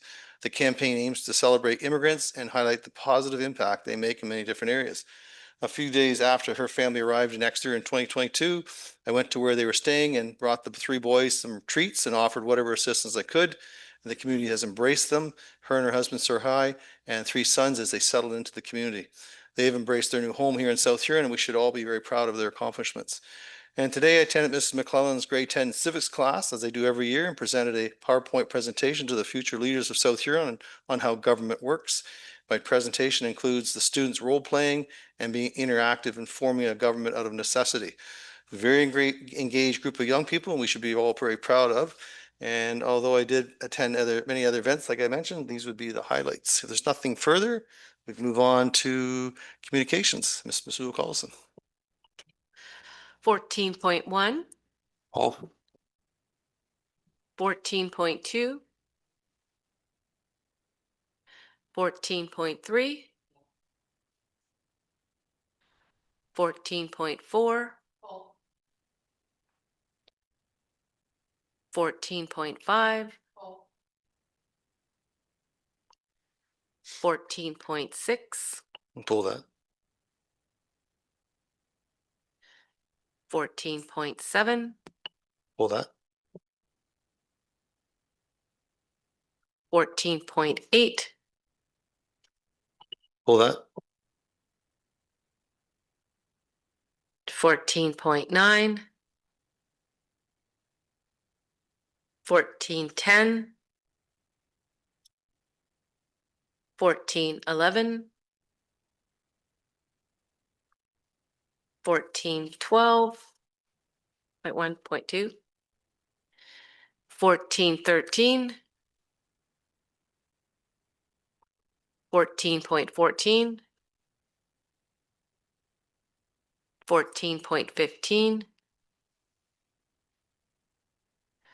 14.16. Pull that, please. 14.17. 14.18. 14.19. 14.20. And 14.21.1 and .2. Okay, 14.1, Councillor Oak. Yeah, just I would like to attend. I just didn't know the process of whether we'd have a resolution again of those attending. So the question is, who's attending Roma? I'll be attending. Is there anyone else other than myself? Councillor McLeod Haggett, that's 3. You're already included there. And Deputy Mayor, 4. And that's it. So 4 of us will be attending and staff members. Okay, and I'll let the clerk prepare the resolution. That the clerk proceed with booking Roma 2026 conference and hotel accommodations, January 18th to 20th, 2026 for the following council members: Councillor Oak, Councillor McLeod Haggett, Deputy Mayor Dietrich, and Mayor Finch. And a mover for that, please. Moved by Councillor McLeod Haggett, second by Councillor Neeb. Any discussion? Call the question, all in favor? That carries with 6. Thank you. 14.3, Deputy Mayor. Thank you. Here in Clean Water Project, I'm sure there's not a lot of people. I know it gets used a lot, but there's still a lot of people that can move forward with some of these projects. Tree planting is a big one. Well decommissioning for old wells, more so out in the country. Cover crops has got to be a huge thing, and there's another long list. I sit on the committee, and it's very, very well used, and I just want to get it out as much as you can to let people know. So thank you. Okay, thank you for that. Next item, 14.4, Councillor McLeod Haggett. Yes, thank you, Mayor Finch. Just wondering, has South Huron ever sponsored the gala in any way? To the mayor, South Huron does provide funds towards the gala through the chamber MOU as well as the BIA, extra BIA MOU. As far as a table, I think in the past, council has sponsored a table, but more recently it's been just purchasing tickets per council members. Okay, thank you for that. Next item, 14.4, Councillor McLeod, or sorry, 14.5, Councillor McLeod Haggett. Yes, I'd like to make a recommendation that we do the road closure for the parade and block off the parking lot for the Jack-o'-lantern jamboree. Okay, thank you. We'll prepare a recommendation. That South Huron Council approve the closure of Town Hall parking lot, and that's the closure area as outlined in the request for October 25th, 2025 from 4:30 to 7:30 p.m. for the Jack-o'-lantern Jamboree. And then also that council approve a road closure of Main Street from Huron Street to Wellington Road from 5:30 to 7:30 p.m. on November 15, 2025 for the Santa Claus Parade. So moved. Councillor McLeod Haggett, seconded by Councillor Oak. Is there any discussion? Call the question, all in favor? That carries with 6. Thank you. Next item, 14.6. I asked for that to be pulled. We've already had the discussion at the county on this, and I know the county is going to bring back a report. Do you have anything further on that, Deputy? No. No, I think county is supposed to be, bringing back a report, see whether we put up bigger stop signs or what the process is, because it sounds to me like it's a pretty bad corner. So thank you. Yeah, no, that's fine. I went and talked to Joanne Middleton a couple of days afterwards, just so she's aware. And yeah, so that's all I have to say on that. 14.7, I've asked for that to be pulled. I'm wondering if there's any support from council to support this correspondence as a delegation. I know county council is going to do a delegation or proposing a delegation to the Minister of Education, and they are behind what Ms. Van Esbrook is doing. So I would suggest that might be something council here could look at in supporting Huron County and asking for a delegation with at Roma with the Minister of Education. Councillor Oak. Yeah, thank you, Mayor. I agree that would be when the requests for delegations come out, maybe that's one that we could include as well. Yeah, so the county is actually, it's in the report that they'll be asking for that request. So this is a matter of requesting us to, or supporting them in that endeavor. Is that what you're looking at? Or No, I'm thinking of having our own delegation to the Minister of Education on this topic? On this topic. Okay, all right. Because it is very important to our community. It's great that the county's doing it as well. But there's 200 to 300 families that are being affected in South Huron because of this. So we need to push it forward as well. Okay, very well. We can, Mr. Sue Carlson, do you want to look at delegations now, or do you want to wait till later? Through the mayor, we can wait and we can come up with a list and then do a resolution once the delegation's open. Okay, satisfied with that? Okay, we'll do that. Next item, 14.8, just wondering through staff if maybe we get a report back from that. That's okay. Is there a person who would like to make a motion for that? Councillor Neeb moves and seconded by Councillor Oak to bring back a report on 14.8. And I'll let our clerk prepare that. That staff investigate the Spreet and Kinwin development requests regarding a proposed municipal roadway and bring a report back for council consideration. So move, Councillor Neeb, seconded by Councillor Oak. Any discussion? Call the question, all in favor? Carries with 6. Thank you. And we move on. Mayor, I forgot to ask 1410. Okay. Is that possible? Yep, go right ahead. Just wanted to bring it to attention that Per South had approved an amount for the sign in their 2025 budget, and I just wanted to see if we're including that in our preliminary budget for 2026 in South Huron. Through the mayor, yes, it is included. Thank you. Hey, thank you. 14.16, Councillor Oak. Yeah, I read the resolution that the city of Dryden did here, and I know we did a similar event with the grade 3 students here, and it sounded like it was very successful. I just didn't know if this is something that we should support this resolution to make it something that the Ministry of Education puts into their curriculum. I think it'd be a great idea, but I'm looking for staff input on that thought. Go ahead. Through the mayor. So we did run that program this summer. I believe it was with one class. I know there are multiple classes kind of lined up and ready for next year. So the hope is to expand that because they see the value in it as well. It was just kind of timing this year for them. So swim to survive skills are essential. Sorry. We promote that at our pool. So it would be something good to pursue. So I'd like to make a motion to support that resolution that the city of Dryden had, requesting it to be part of the curriculum in Ministry of Education. Okay, thank you. Turn to our clerk to prepare that resolution, and I'll look for a seconder. That South Huron Council support the City of Dryden resolution of September 22nd, 2025 meeting regarding the Swim to Survive training, and that a copy of the supporting resolution be circulated to the Minister of Education, MPP Thompson, AMO, and all all Ontario municipalities. So move, Councillor Oak. So moved. Seconder, Councillor McLeod-Haggett. Any discussion? Call the question, all in favor? Carries with 6. Thank you.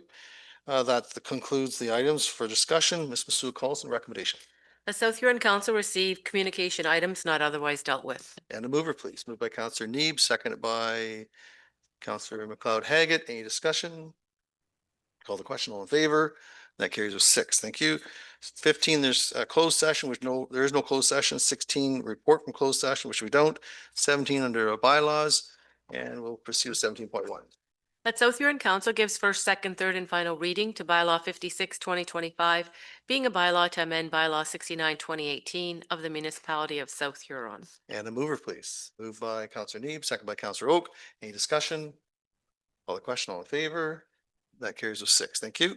17.2.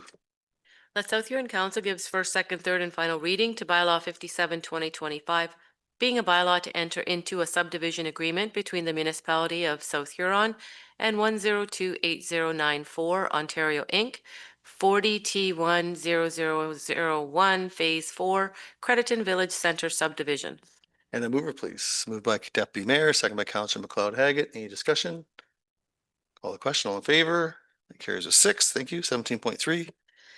The South Huron Council gives first, second, third, and final reading to bylaw 58, 2025, being a bylaw to amend bylaw 69, 2018 of the municipality of South Huron for lands being described as Part Lot 10, Concession 6, Stephen Ward, municipality of South Huron. And a mover, please. Moved by Counselor Neeb, second by Counselor Vaughn. Any discussion? Call the question. All in favor? That carries with 6. Thank you. Next item, please. The South Huron Council gives first, second, third, and final reading to bylaw 59, 2025, being a bylaw to authorize entering into an agreement with the Exeter Hawks Club for video streaming at the South Huron Rec Centre. And a mover, please. Moved by Counselor Neeb, second by Counselor Oak. Any discussion? Call the question. All in favor? That carries with 6. Thank you. 17.5. The South Huron Council gives first, second, third, and final reading to bylaw 60, 2025, being a bylaw to appoint Julia Warwick as treasurer for the municipality of South Huron. And a mover, please. Moved by Counselor Neeb, second by Deputy Mayor. Any discussion? Call the question. All in favor? That carries with 6. Thank you. 17.6. Okay. This particular bylaw is subject to approval by 1/3 of council per section 284(11.1) of the Municipal Act. That South Huron Council gives first, second, third, and final reading to bylaw 61, 2025, being a bylaw to authorize staff to submit an application to the 2026-2027 Intake 11 Ministry of Transportation Connecting Links Program. And a mover, please. Moved by Counselor Neeb, seconded by Counselor Oak. Any discussion? Counselor McLeod Haggett. Through you, Mayor. Before we move to vote on bylaw 61, 2025, being a bylaw to authorize staff to submit an application to the 2026-2027 Intake 11 Ministry of Transportation Connecting Link Program, I'd like to take a few moments to speak about process, accountability, and good governance. My intent here is not to criticize or challenge this, but to make sure that as council, we're exercising proper oversight and due diligence, particularly when a bylaw is brought forward under the strong mayor provisions of section 284(11.1) of the Municipal Act.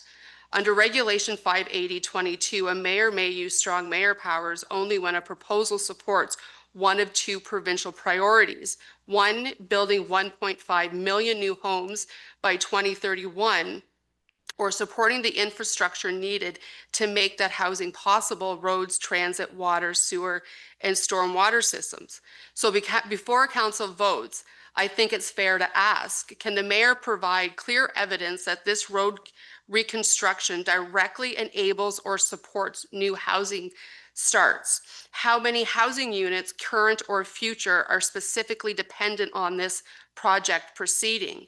And are there provincial communication or documentation confirming this project aligns with those prescribed priorities under Regulation 580.22? These questions aren't about opposition, they're about alignment and transparency. Next, I think we need clarity around accountability. If this project proceeds under a strong mayor initiative bylaw or later runs over budget, misses timelines, or causes unintended impacts in the community, who is accountable? Is it the mayor, since the bylaw originated through the strong mayor powers, or is it council because it was supported through a vote? Accountability and transparency must remain at the heart of every decision made under these authorities. The proposal depends on the Connecting Links grant. That is an important opportunity, but also a risk. What happens if the application is unsuccessful? Do we have a backup plan or alternative funding? And does committing to this grant limit our flexibility to address other infrastructure priorities over the next 2 years?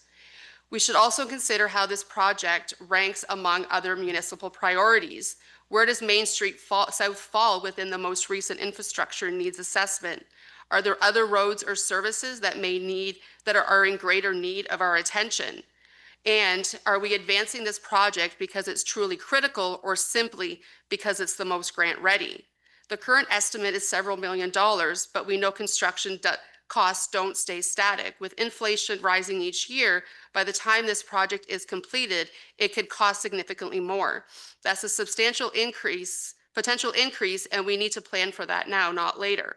Approving this project today means committing to a potentially much larger expense in the future.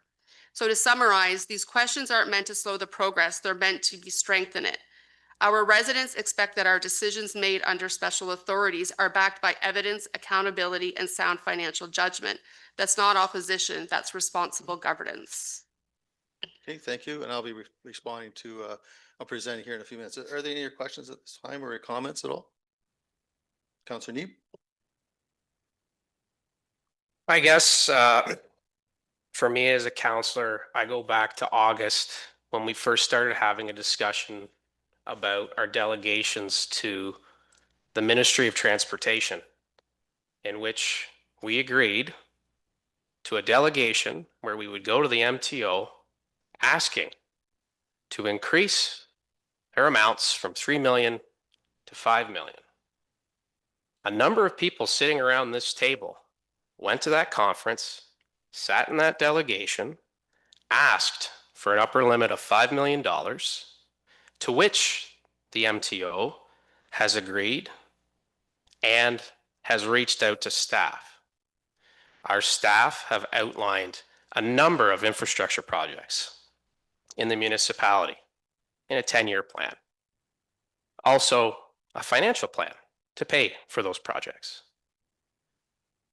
We have the ability now to apply for a grant that can cover a significant cost to our user fee payers.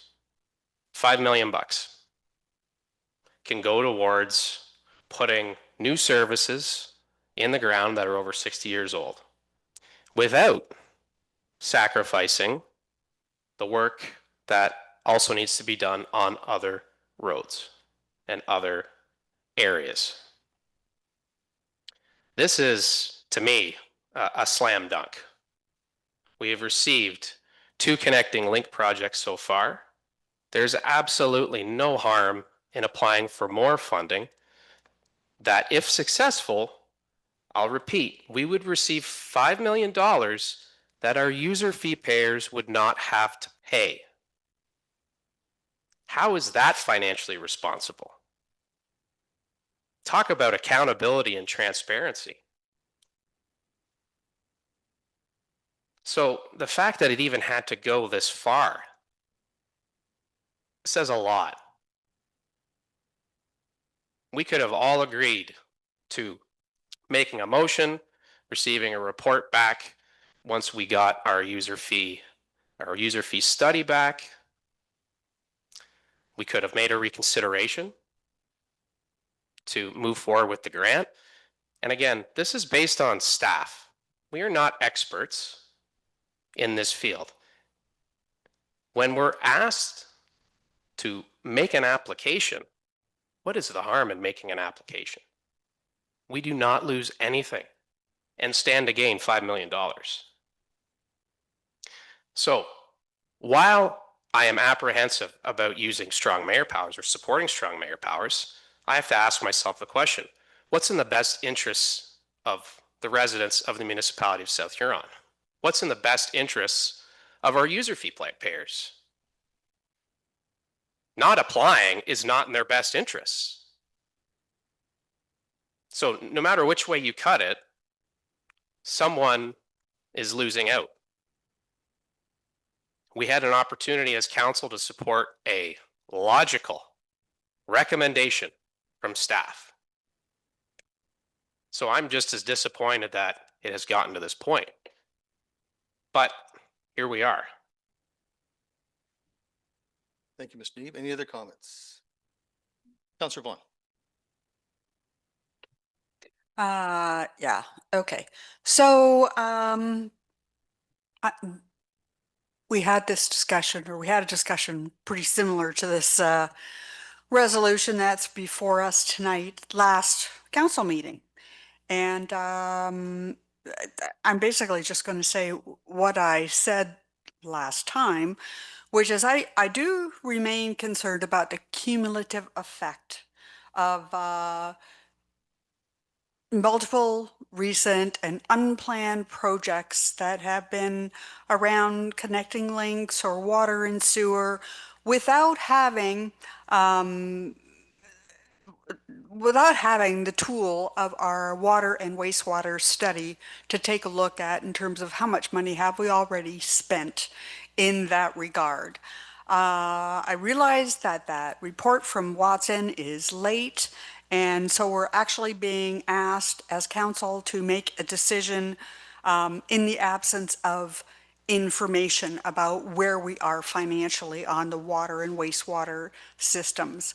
I do know that if we apply for this and we are successful, then we are obligated to go through with this project. We don't have a opportunity once approved to say, oh, now we've taken a good look at if we're able to afford this or not.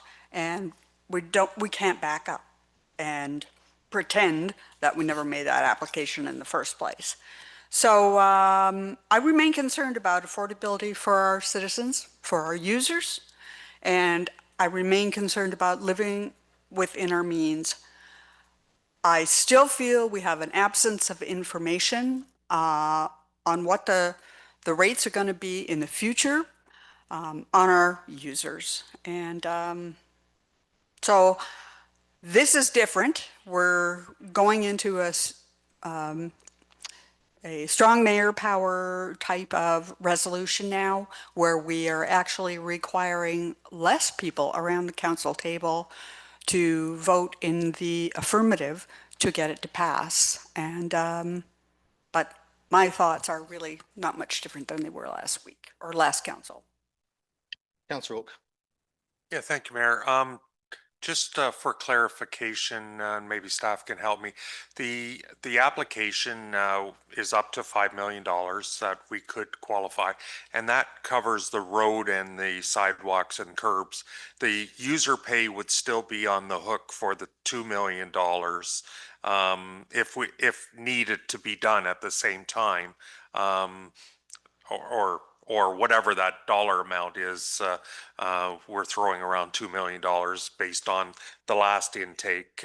So the user fees would still be, our user payers would still be on the hook for the $2 million. The $5 million was the levy portion. Is that correct? That is correct. Any other comments? Deputy, go ahead. Thank you, and I apologize because I was not at the council meeting, so I don't want to get into this discussion, but I just have one question, is when does this have to be submitted? When's the application deadline? Okay. Thank you. There is some, I'd have to take a look at that. Just give me a couple of seconds here. But there is also the engineering that needs to be done. So there's quite a substantial amount of engineering that needs to be completed before the submission. For some reason, I'm thinking mid-November. But if you could just hold on, I'll take a look. Deputy, I follow up with that. Like its timelines are very strict here. I agree. That doesn't leave a lot of time for engineering work to be done to put this application in. And I'm not saying no more. Any other comments? Not seeing who will speak to this. Deputy, you want to take the chair, please?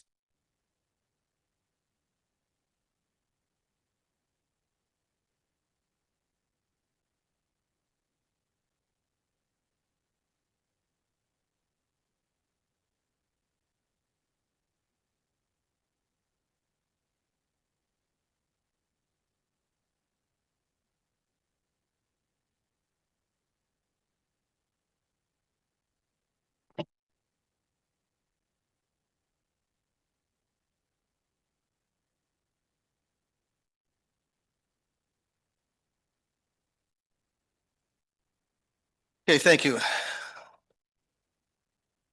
I've introduced this bylaw under the strong mayor's powers due to a recent decision by this council, a democratic decision, mind you, on September 15th, 2025, under item 10.3.2. Since there has not been a reconsideration of that decision, I am using the only authority left available to me, and I am doing so in the best interest of South Huron taxpayers. As a result, and under the authority of strong mayors, I'm of the opinion that we need to pursue funding opportunities that align with provincial priorities that will benefit the municipality of South Huron, especially since we as a council have had delegations with the MTO asking that the funding amount be increased to $5 million when $3 million for Connecting Link funding. Many of our decisions will have long-term consequences for our municipality that extend beyond our term of council and should be made in the context of South Huron's plans for long-term health and welfare to South Huron. I do not have much more to say other than the bylaw is self-explanatory. That's it. And I've been placed in this position because the province has given me the strong mayor's powers and council made a decision. And I said back in April, if you put me in a position, I will have to use them. That's all I have.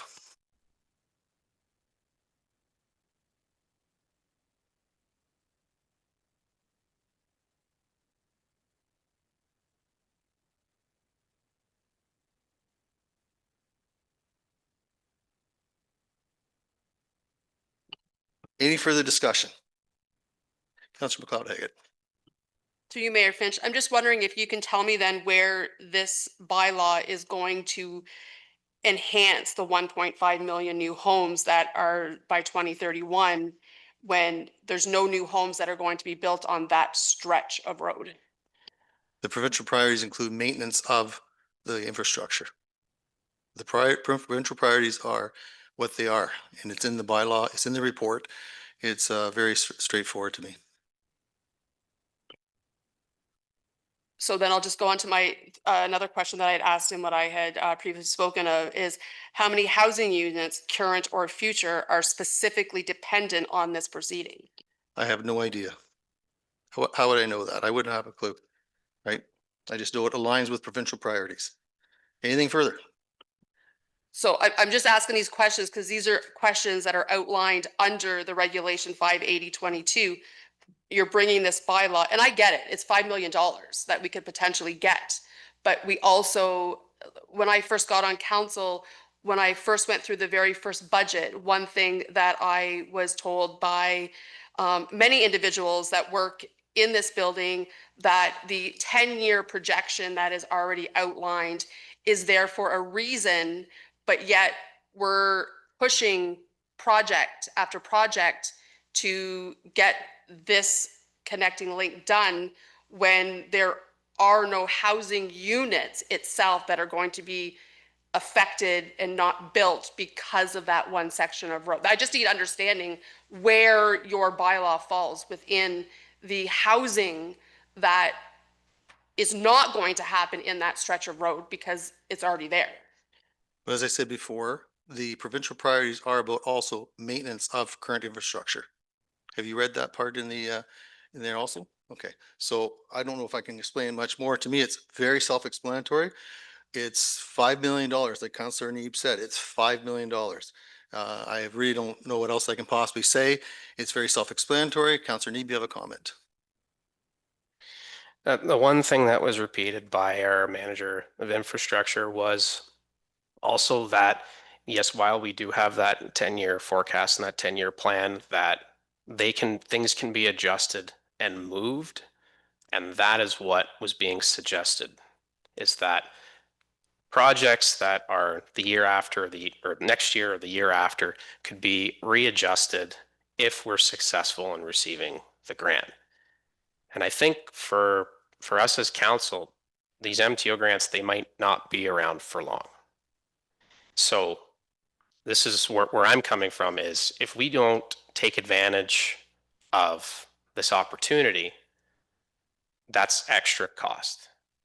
So while things are being readjusted, they're just pushed back. It doesn't mean that they're not going to happen.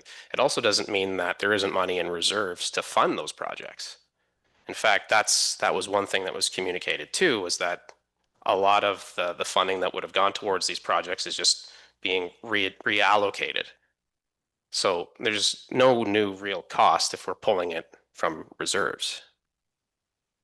If I'm understanding correctly, but I don't understand why this is an issue when council has agreed to the last 2 rounds of MTO Connecting Link funding. Councillor Vaughn, go ahead, please. Yeah, I would only just like to say that if we are successful with intake 11 and we do get the $5 million grant, and there is another 1 million, 2 million for water and sewer, because that's the best practice way to rip up a road and relay a road.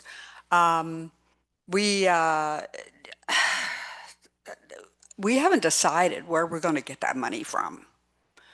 Reserves, we don't know that. We haven't made that decision. We haven't even had that come before council. And we don't know if we're going to have to borrow. We just don't know. So I'm just going to go back to my original statement. We don't realize the impact of the affordability on our users for these past 2 intakes we've done already, plus here's a 3rd one. And that's just my comment to the funding. Councillor, you comment? I think when we're looking at all these projects, it's important to acknowledge that these are projects that need to be completed.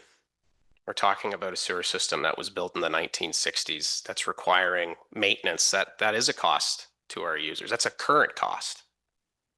And we're missing out potentially on $5 million to offset some of that cost. Now, every 4 years we receive that fee study. So again, I don't understand what's different now compared to 8 months ago when we agreed to apply for another Connecting Link funding. We didn't have an updated fee study, but we acknowledged that that work needed to be done, and that's why we applied for funding. We had the funding available in reserves as was laid out in our wastewater master plan and the fee study from 4 years ago. So I don't think the fee study makes any difference to the current needs of the residents in Exeter and the businesses in Exeter that use that infrastructure, and the users who are paying for I&I and are paying for repairs all along a 60-year-old sewer. So this is where I'm confused as to why this is an issue. Thank you. And provincial priorities, I look here, it says the following are provincial priorities prescribed for the purpose of the sections 284, et cetera. 1, building 1.5 million new residential units by 2031, period. 2, constructing and maintaining infrastructure to support housing, including transit, roads, utilities, and servicing. Any other comments?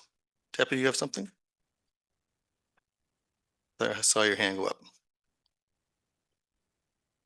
up. Just wondering, the last 2 intakes, how many dollars did we borrow to put infrastructure in the ground? Do we have that number? Not necessarily borrowed from reserve or transferred.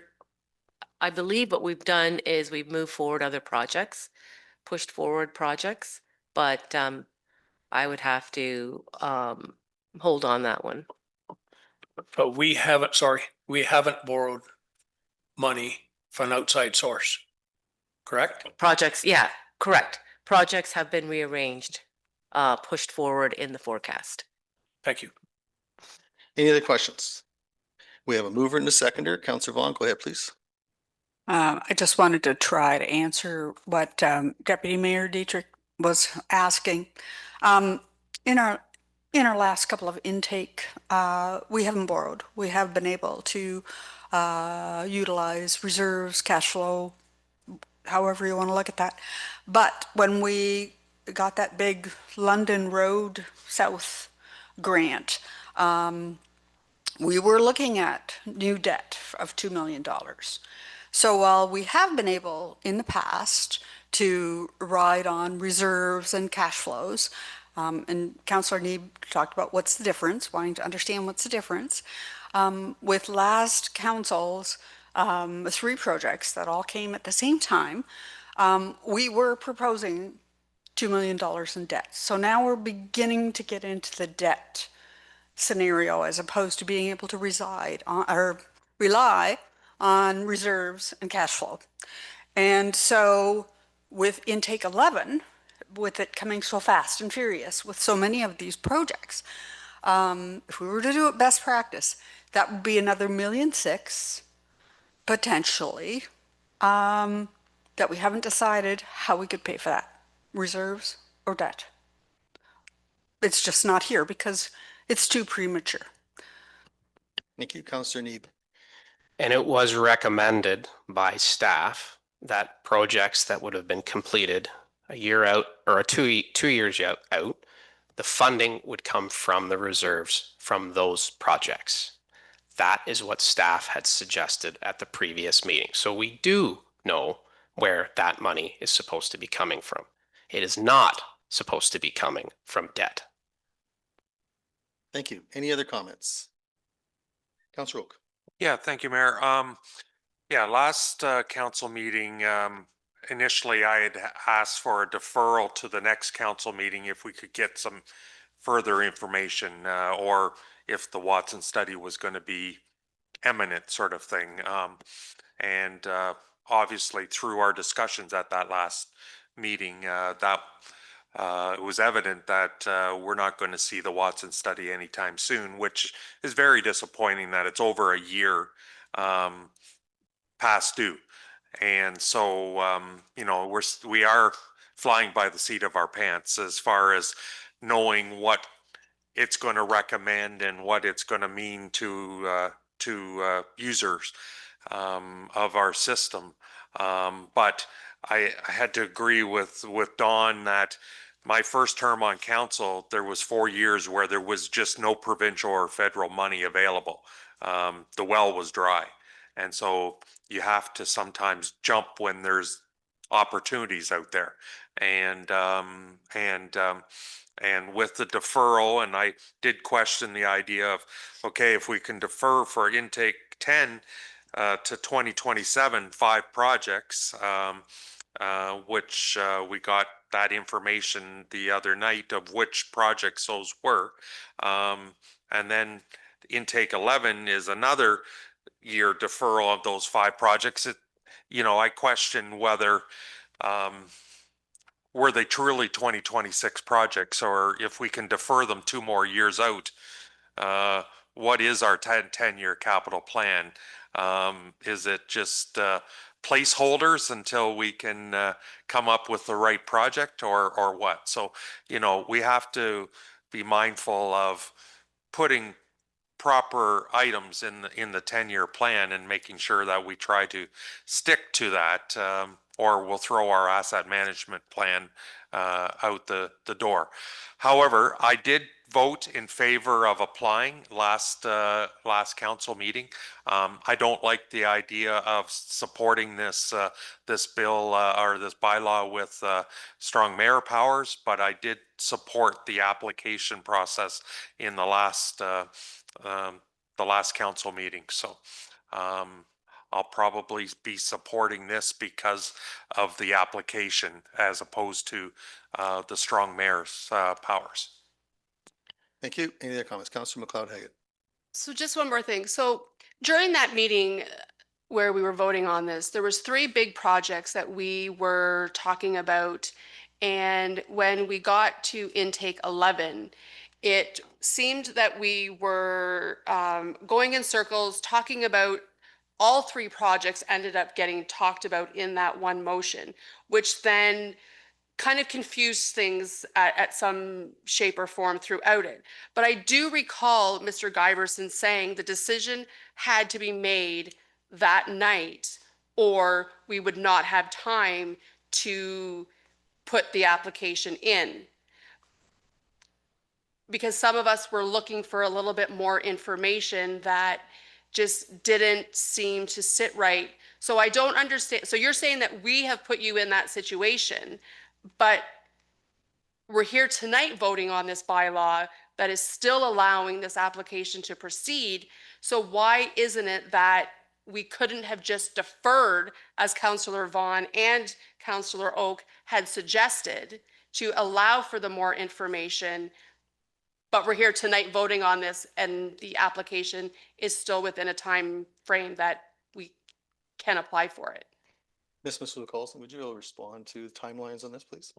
Through the mayor, the date is November 13th, and it would have been preferable, the timeline earlier. It is something that we can still make happen.